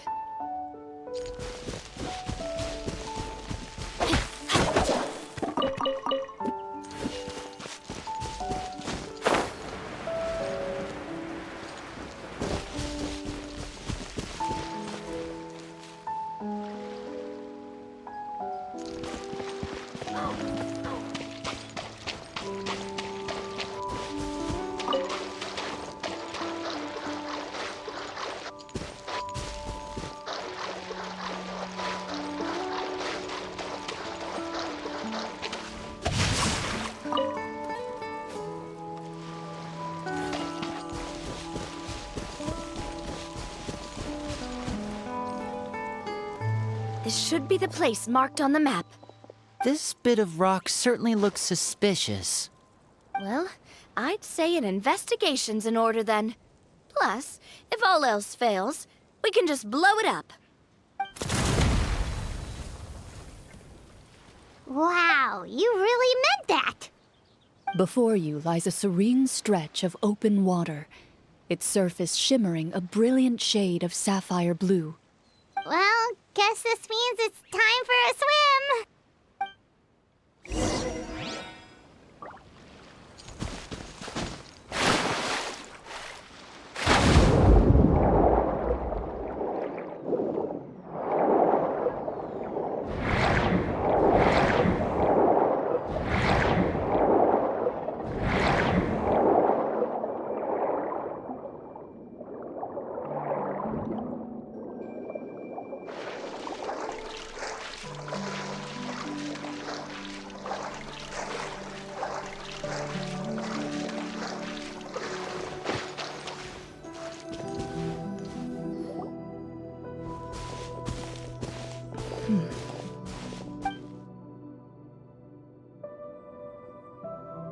What's the matter?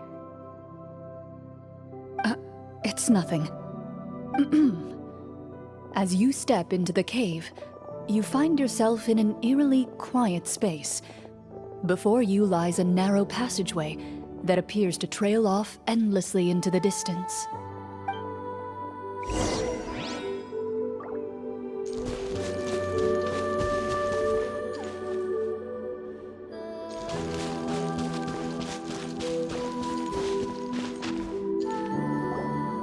Wow, this must be where the treasure is hidden!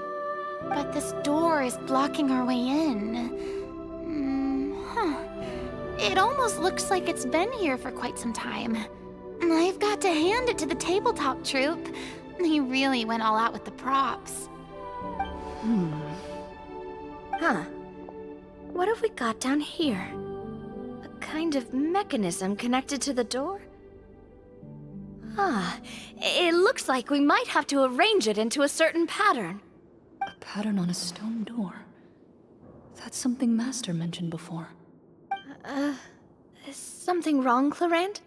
After a long, difficult journey, you finally arrive at the location indicated by your map. It appears to be an ancient site of some sort, where treasure likely awaits. Your surroundings are exceedingly quiet and serene, as if the secret that slumbers here has never once been disturbed. If you listen closely, you can almost convince yourself you can hear the sound of its calm, gentle breathing. That description makes Paimon feel kinda bad for disturbing this place. We're doing this for the sake of the people, to free them from the evil sorcerer. I say it's time for this treasure to once again see the light of day.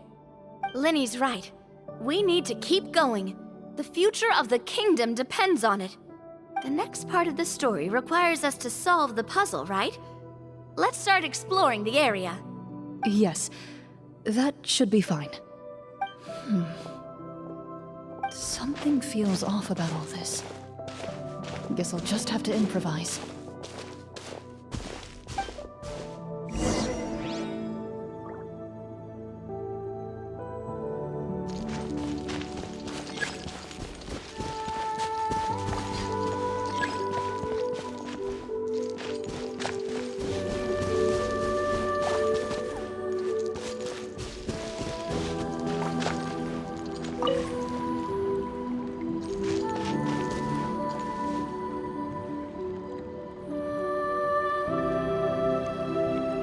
I found something!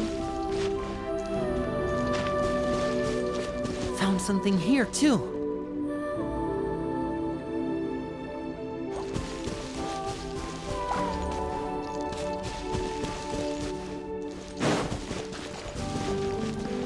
Same here!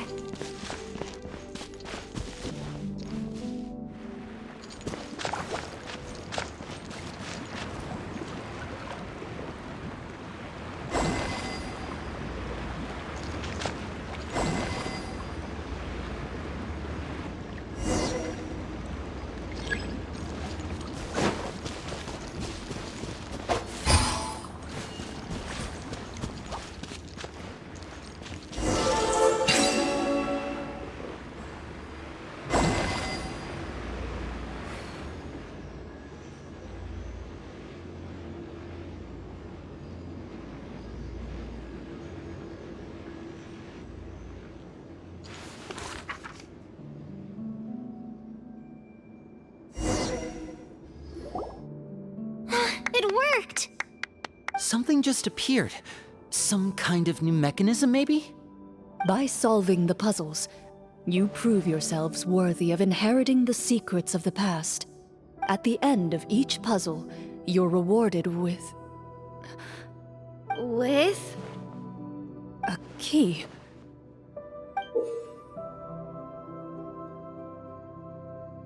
Oh, it must be the key to the big door.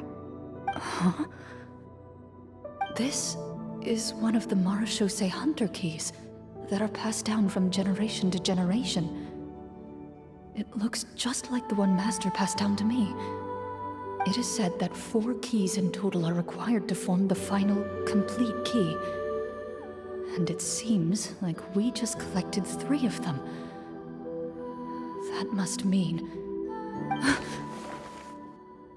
Huh? What's wrong?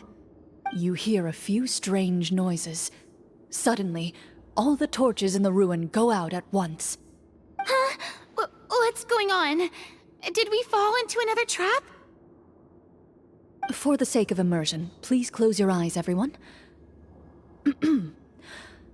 Without the torches, the space is now completely dark, and you cannot see anything.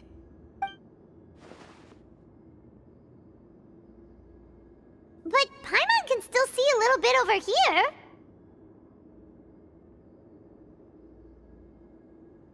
Oh, right, sorry. Suddenly, you hear the sound of footsteps pierce through the darkness. There's someone else here? Oh, this is so unsettling. I can't see anything. I've been discovered then? Wait, that voice, it's... You recognize the voice as belonging to the guard who led you to this place. It appears he now covets the treasure for himself, and has come to stake his claim. Oh, so this is just part of the script. Then I can probably relax. Well, if we can't see anything, that means we can't fight to the fullest of our abilities. Should we retreat for now? Judging by the way he's holding his sword, he must be a real Marashose hunter. But this isn't part of the script. Retreat? That's not the hunter way. If it's dark for us, then it's dark for him. We choose to fight. Your choice is noted. Please keep your eyes closed until I tell you the torches have been relit. This battle will be in the dark. You got it. Well then, let us begin.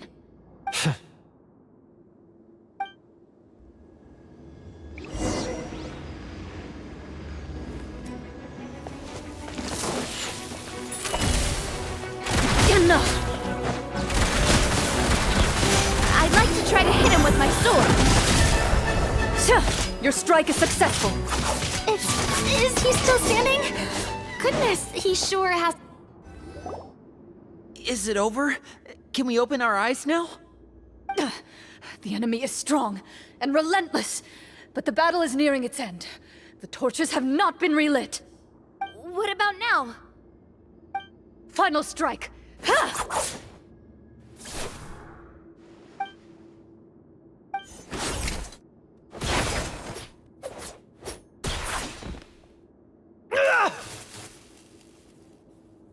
Well, did we get him?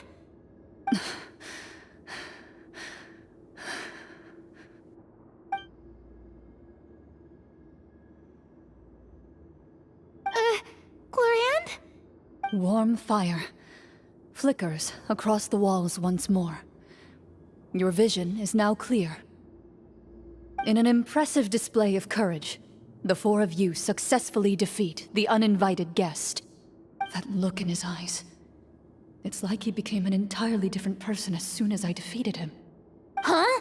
Mr. Florian? Oh, wait. We're supposed to be role-playing. I should stay in character. Speak your name, guard. Why did you lead us here just to betray us?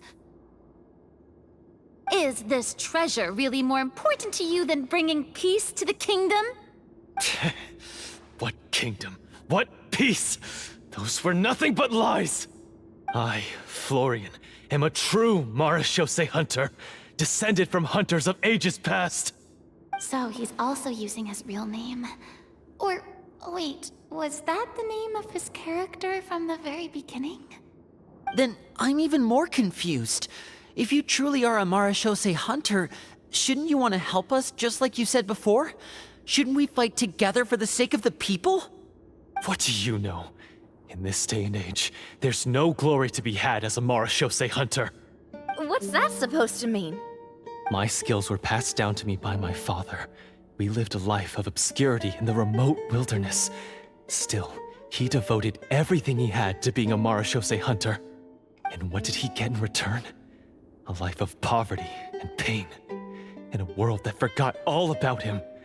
When he died, not a single person came to mourn his passing. The Marashose hunters were the ones who saved this city. We're heroes. We deserved more recognition and respect than this. Is he talking about how no one in the capital seems to remember the hunters and their legacy? I didn't expect the script to contain this level of social criticism. So that's why you want to take the treasure for yourself? You feel like you're owed fame and wealth? If you already knew where the treasure was located, why didn't you just come down here and take it? Because I still needed the final key. Only a true Marashose hunter is capable of passing through this final door. As someone who sought to hurt others for his own gain, Florian lost that right long ago. Okay, but what is this treasure anyway? We've got all the keys, right? So can we just go in and take a look? You're sure you want to go in? We've been talking about it for so long, of course we want to see what's inside! And we've already defeated Florian, right? So he won't try to take it from us anymore.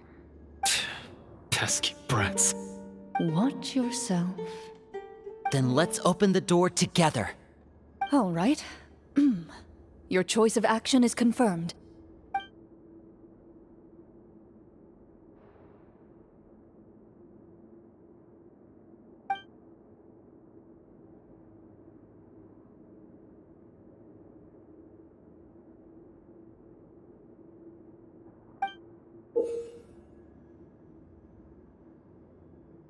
Before you, the door to the treasure, sealed and undisturbed for more than 100 years, finally swings open. You hear the shrill wail of the door hinge as it rotates for the first time after years of disuse, almost like a sleeping giant letting out an extended yawn.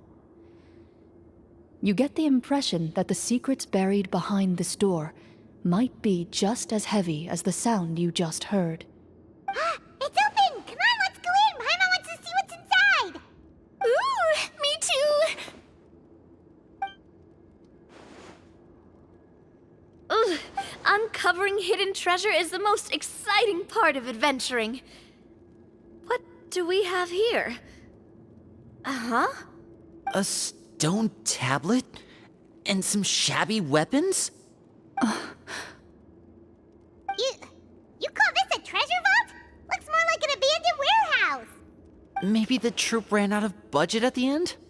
They provided a super immersive experience at the beginning only to drop the ball at the most important part? They could have at least filled this place with cardboard mora or something! Wait, I get it now. Paimon, this is the real Marachose Hunter treasure. Huh? This is it? The Marachose Hunter treasure is just a stone slab and some broken swords? I can't believe it. I refuse to believe it!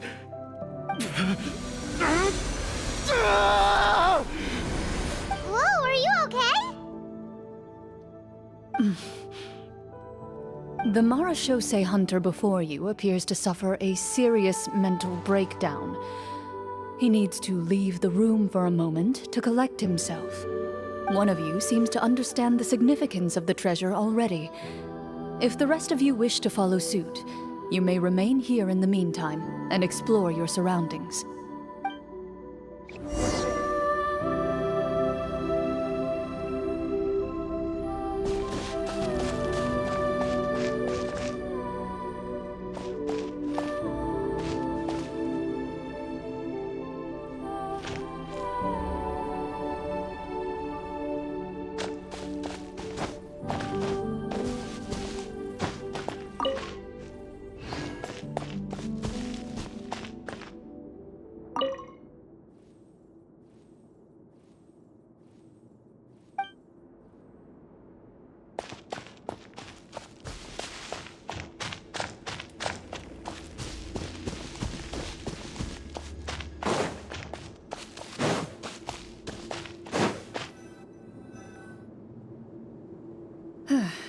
So, how are you doing? Feeling any better? What just happened? Do you remember how you got here? Or what happened to your body just now? I remember now. I brought you here because I wanted to... The explosives in the cave! You mean these? Huh? How did you... I could tell something was off the moment I stepped into this cave, so I kept an eye out. I've already dismantled the whole thing. So the strongest champion duelist in all of Fontaine saved the day once again. Guess I shouldn't be surprised. It would seem your skills as a Marachose hunter are as sharp as ever. I deserve some answers, don't you think? Tell me why you wanted to lure me here. Everything you said earlier sounded like the truth. Luckily, your monologue was dramatic enough to convince my friends you were just role-playing. I don't know. I just always felt like there was something in my heart that didn't belong to me. Something agitated and angry. Who knows? Maybe it was my own anger all along. I could never really tell. The feelings about my father and the other Marachose hunters are real. It just wasn't fair. I was angry, bitter that no one remembered them. or praised their accomplishments.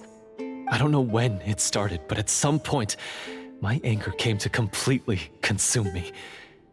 At that point, I remembered the legend my father used to tell me. The one about the treasure. But if the treasure was all you cared about, why plant all those explosives? Wouldn't they just destroy the treasure and bury you along with it? I can't remember. My head is a mess. It felt like there was this voice telling me to eliminate the hunters, but now it's gone. From your description, I suspect you were dealing with a devorator. A devorator? Oh, your master, your father, I mean, never talked about it? It was a kind of monster that was active several centuries ago. No, I've heard of it. I'm just not sure why you suddenly... Wait, it can't be. The seal! The seal? My family has served as Marechaussee hunters for many generations. But the title and swordsmanship weren't the only things passed down over our line. There was a seal as well. My father instructed me to always watch over that seal and maintain it regularly. He said it had been passed down over a truly ancient age, and protecting it was our clan's most important duty. But I neglected that duty after he died. I finally decided to come down and check on it one day, and that's where my memories become fuzzy. The Devorator would be a formidable adversary for any mortal being, even ones as capable as the Hunters. If you lacked the power to completely destroy it, you could easily fall prey to its influence and corruption. In light of this, some Marechaussee hunters chose to seal the Devorator away, in the hopes that a permanent solution would come with the passage of time. I heard it has the power to amplify the obsessions and desires in people's hearts, to the point where they overtake you entirely. It would seem I'm not just lacking in skill with a blade, but in mental fortitude as well.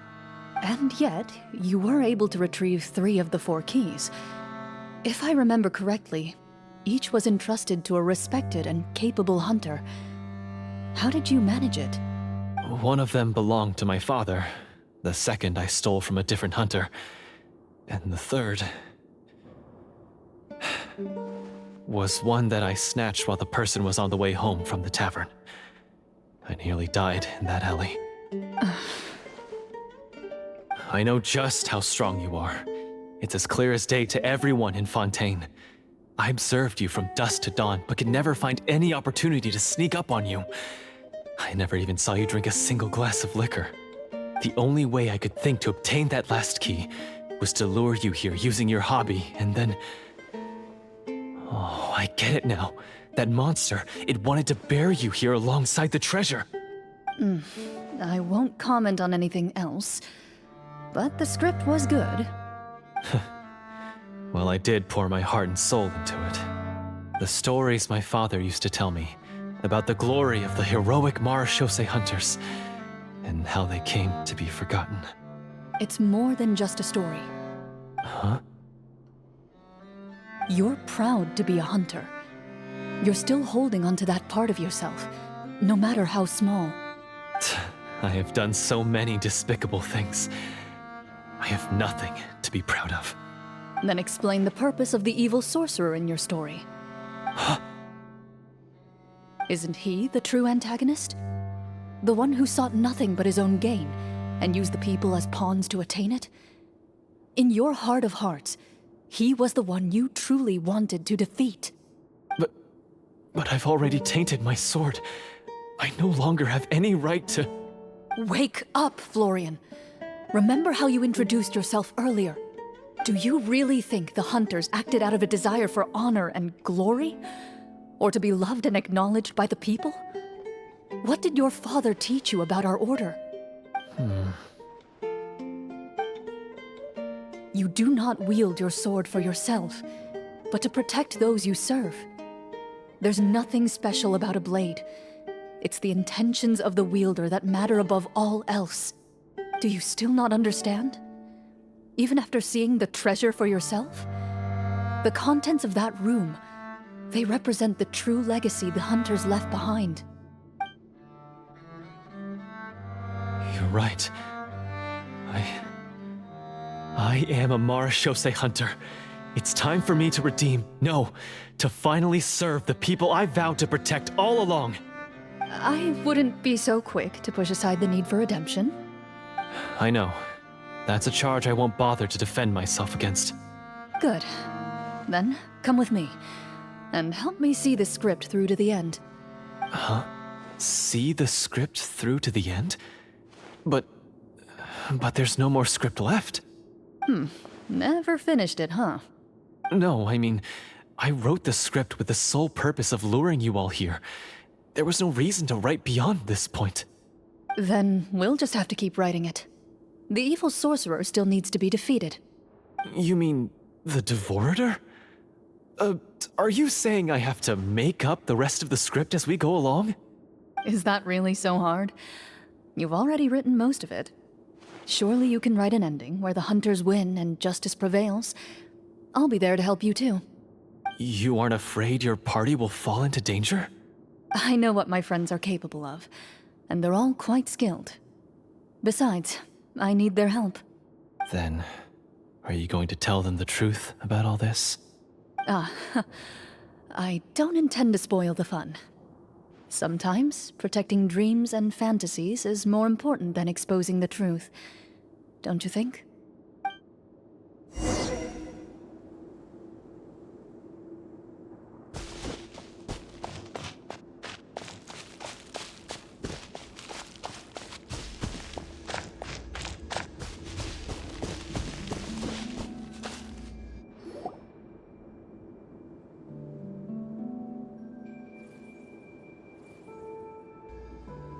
They're back! That took a while.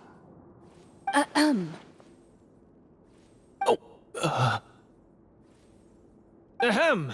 My fellow Marashose hunters, please forgive me, for I have sinned.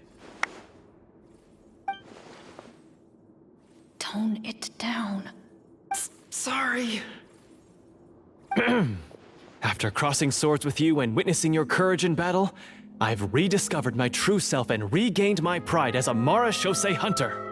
Oh, do I smell a redemption arc? I confess, I was brainwashed by the evil sorcerer. He asked me to lure you here so he could bury you in this cave. That little...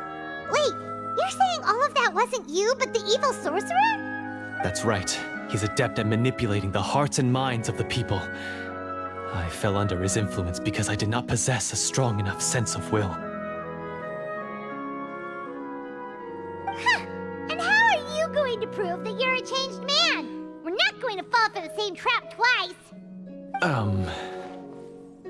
To be perfectly honest, I only came to my senses after seeing the treasure.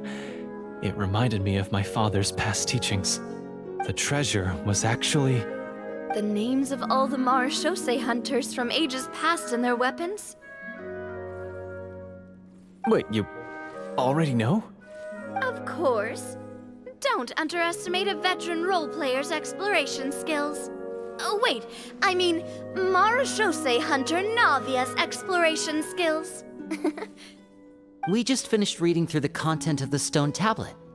That tablet recorded the lives of some fascinating people. For example, this Marashose hunter called Est. She inherited the responsibilities of the Golden Hunter and passed judgment on many people. But in private, she had a very easygoing personality. Her favorite pastime was singing and dancing with her friends, and she was said to have a beautiful voice. So, she was just like you. Oh, you really think so? Well, when you put it that way, I suppose I also have a few things in common with this Walter. Working as an executioner, he supposedly used a countless number of tricks to confound his enemies in battle. Oh, if only I could have seen the feats of magic he pulled off back then. Their lives were all so exciting. You could write so many cool books about their accomplishments. How could they have all been forgotten?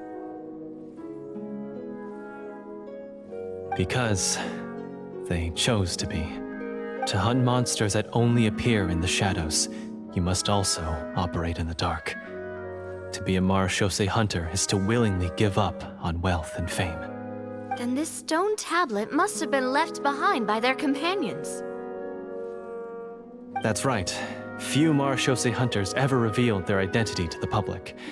They always protected the city from the shadows. The only time they spoke of their accomplishments would be at night, when they gathered with their fellow hunters in front of the bonfire to share stories of the monsters slain by their hand. So, this tablet was created not so that the hunters would be remembered by the people, but so that they would be remembered by each other. No wonder this place was so well hidden. You regard the stone tablet in solemn silence. The names of your comrades etched onto its surface serve as a reminder that you are never truly alone. The tablet proves that, although a hunter walks a shrouded path, it is not a solitary one. There will always be those who walk beside you, a fact that remains as true today as in ages long past. Their legacies shall continue to be passed down from generation to generation, as everlasting as the stone onto which their names are carved. Father, you once told me that I should seek out the treasure if I ever became lost. So this is what you wanted me to find.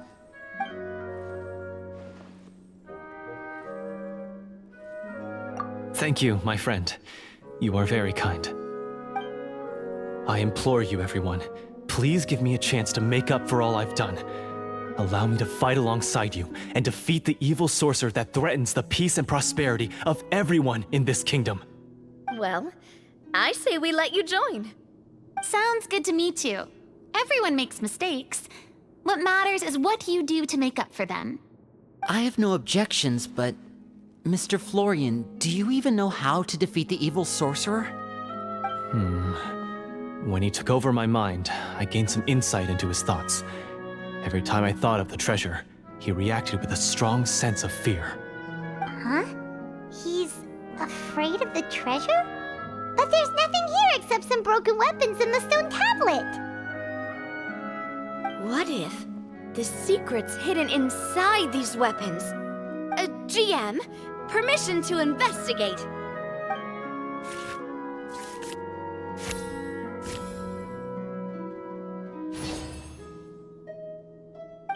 At first glance, the weapons appear absolutely ordinary. But as you observe them, you notice a faint energy emanating from within. These blades have slain countless monsters. Though it's been a long time since they were used in battle, their edges remain sharp, as if they're simply waiting for the next worthy hunter to carry on their legacy. So basically, take these with us, right? I'll take this weapon, since it used to belong to Est. Maybe it'll find comfort in being held by someone who appreciates the arts. Ah, good idea. I'll take Mr. Walter's bow then, from one archer magician to another. Paimon's gonna pick a cool weapon too!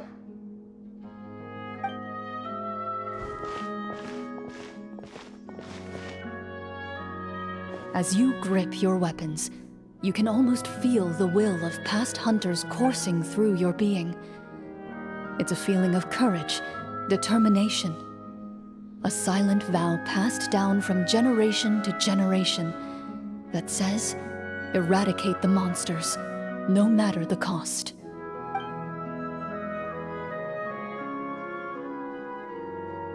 Mr. Florian, do you know where to find the evil sorcerer? I was able to see his surroundings when our minds were connected. I believe he's currently hiding out at the church in the kingdom. We must be extremely careful. He's spent so long living among monsters that he's now taken the form of one. He will not be easily defeated. Then why don't we explore some more and try to find some higher level gear? We don't want to just fight him and lose, right?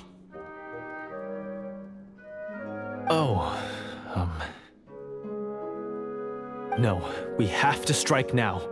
He was greatly weakened when I managed to break out of his control. If we let him rest, he might have time to escape. I agree with Mr. Florian. We've got to act while we have the advantage. Don't forget, the people of the capital are counting on us. Yeah, now that we've got a plan, there's no point in waiting. The longer this drags on, the worse it will be for everybody. Yes, that's what's called... Yes, that's exactly right. All right, you've persuaded Paimon. Mr. Florian, please, lead the way. Of course. Follow me. He had to set up so many scenes today, and now he has to join in for this last part. I really don't envy his job. Finally, you decide to slay the evil sorcerer and bring peace back to the kingdom once and for all. As you walk away, you feel the gaze of the stone tablet at your back, as if all the hunters of the past are wishing you success in the battle ahead and awaiting your triumphant return.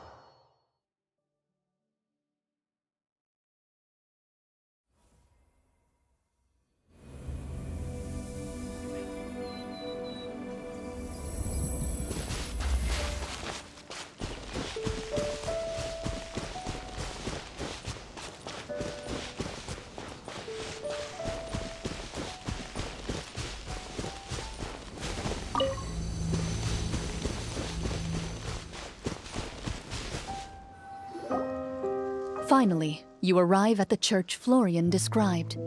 As you approach, an ominous aura surrounds you. You get the sense that your enemy is close at hand. How strange. This uneasy feeling seems so real. How did they manage that? Now, it is time for the final battle.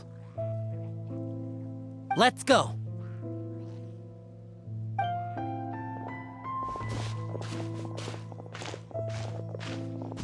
Florian, wait. What's wrong? I think you should wait outside. You've already been corrupted by the Devorator once. It could easily re-enter your mind and take control of your body. I don't think it's a good idea for you to be this close. If it corrupts you again, it's possible you might take on a new form entirely. That's exactly why I have to go. Why I should be at the very front. You mean... Yes. I intend to lure it into my body.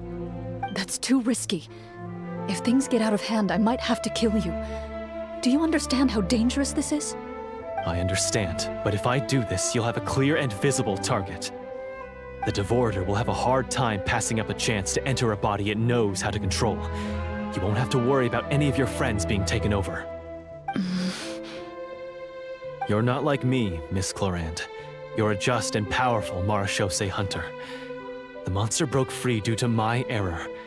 It's only right that I shoulder the responsibility for its destruction. This is... something that I have to do. Consider it a duel to restore my honor. My only request is that you give it your all.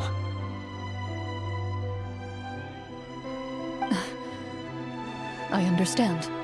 Then, as a champion duelist, I hereby accept your request for a duel, and extend to you my most sincere regards. Thank you. The battle is now upon us. Let the Devorator once again tremble under the blade of the Marechaussee hunters.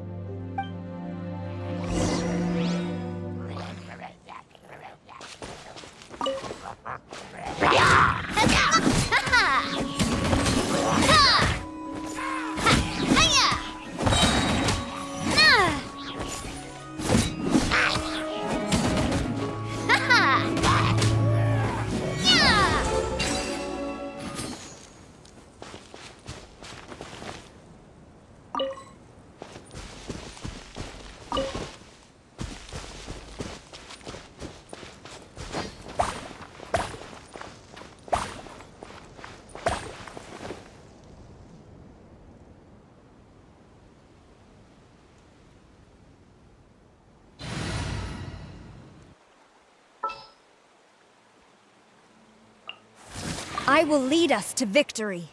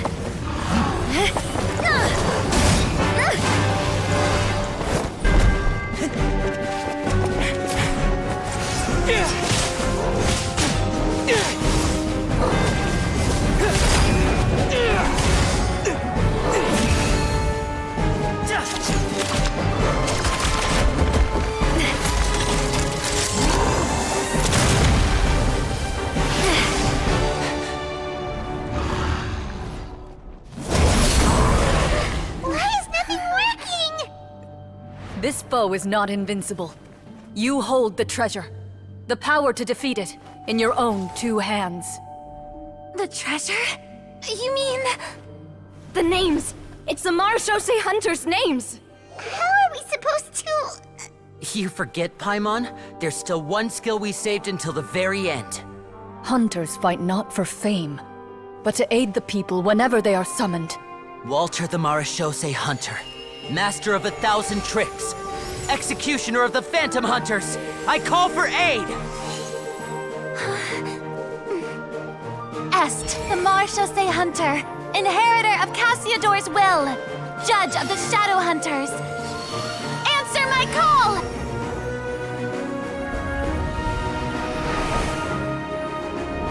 Petronia, protector of justice and order. The hunter I respect the most. Thank you for saving my friend, the best one I'll ever know. Please, lend us your strength!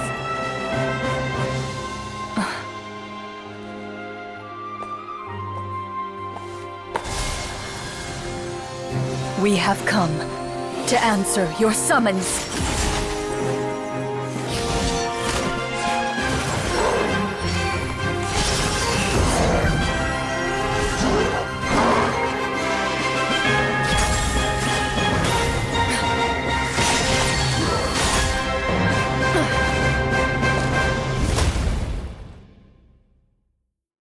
And so, the monsters were eradicated, and the sorcerer was defeated.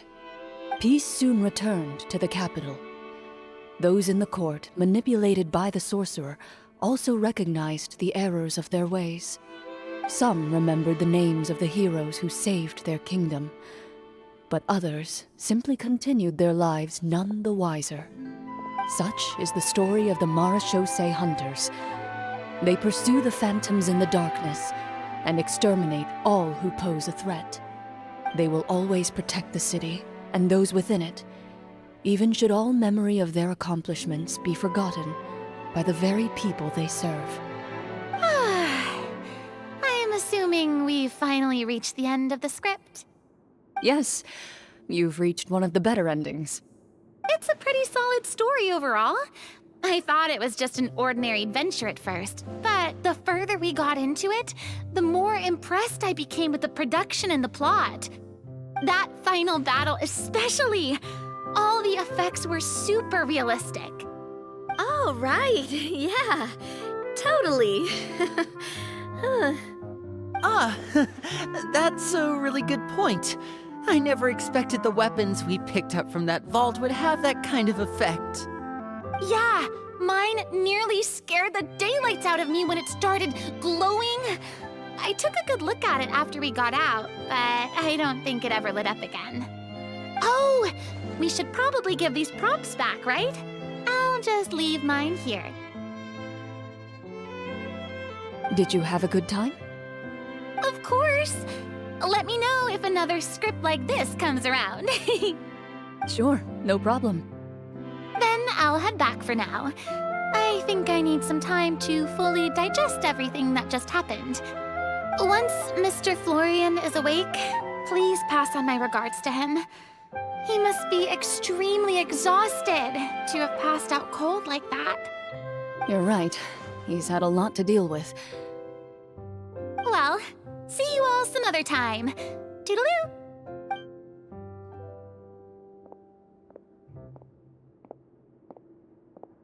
Okay, so, can I ask now? I think it should be fine, yeah. What in the world was going on back there?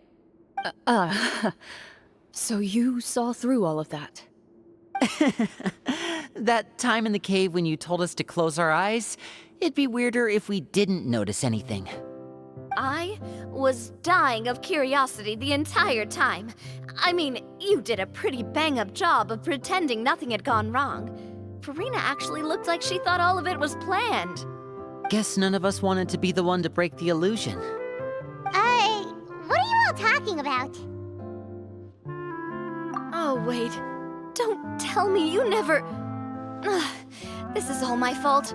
It's not too late to cover your ears. Here, partner, I'll do it for you. A bit late for that, don't you think? You're saying everything that happened back there wasn't actually part of the script? It's probably more accurate to say this was never a real scripted story to begin with. What? So loud. My head. Hey, you! Get up right now and explain yourself!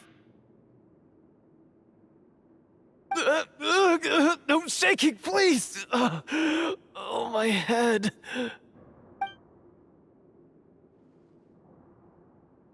Did Paimon just hear that right? You guys made up that whole last part on the spot? It's not nice to lie to people, but Paimon's gotta admit, that was a really good story, Florian. Oh, and nice improvisation, Clorinde! Yeah, it was like watching a magician improvise a spectacular magic trick after forgetting an important prop. If Paimon knew something was wrong with that vault, she would have floated straight in the opposite direction! Everything was under control. As if you've ever described a situation as being out of control.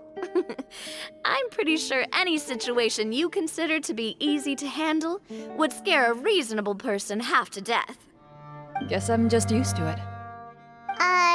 You must run into a lot of unexpected situations then. That explains why you're so good at coming up with things on the spot. As for you, Florian, I know there's no excuse for what I did. I'll turn myself into the guards at once, confess my crimes, and accept any punishment that comes my way. I would say you've already suffered more than enough. What? You may have been blinded by fame and fortune in the beginning, but your actions during the final battle had proven you to be a true Marechaussee hunter. You'll be far more used to the city above ground than below. Your job as a hunter is more important. But... Of course, you'll still need to take the keys and pay a personal visit to the 2 hunters you wronged. Prepare to accept any terms they give you as well. Yes, of course. As far as I'm concerned, though, your showing in the duel was enough to prove your honor. Then I'll do exactly as you said. I'll go return those 2 keys right now. Thank you so much, everyone. I'll do my best to prove myself worthy of the second chance you've given me. I swear this on my name and honor as a Marechaussee hunter. Until we meet again, everyone.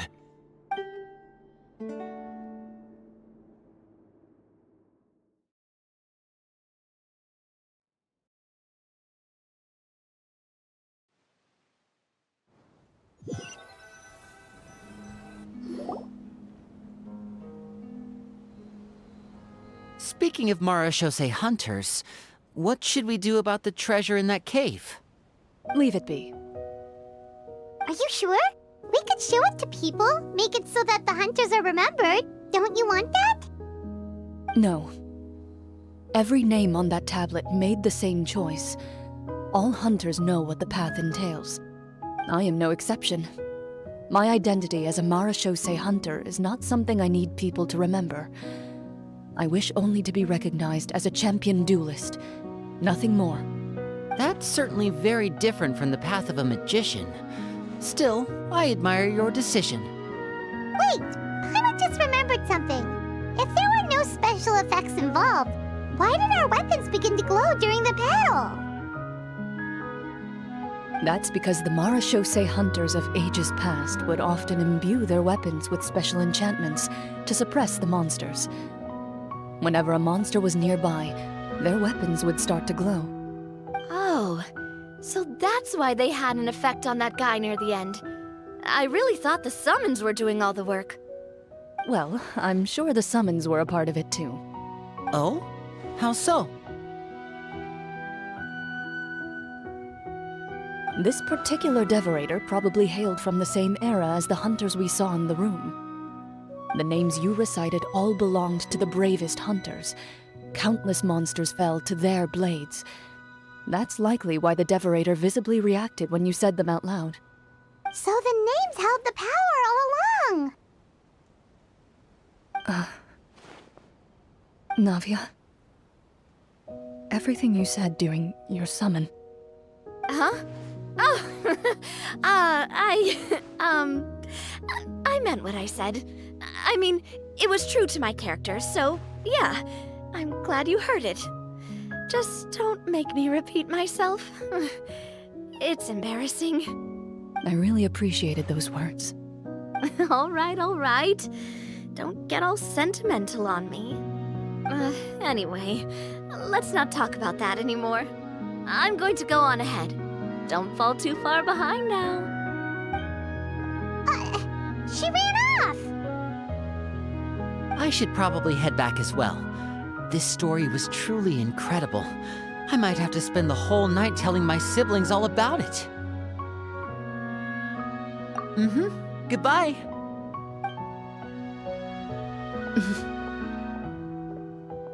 Traveler, should your name and deeds be forgotten, what do you think the significance of your journey will be?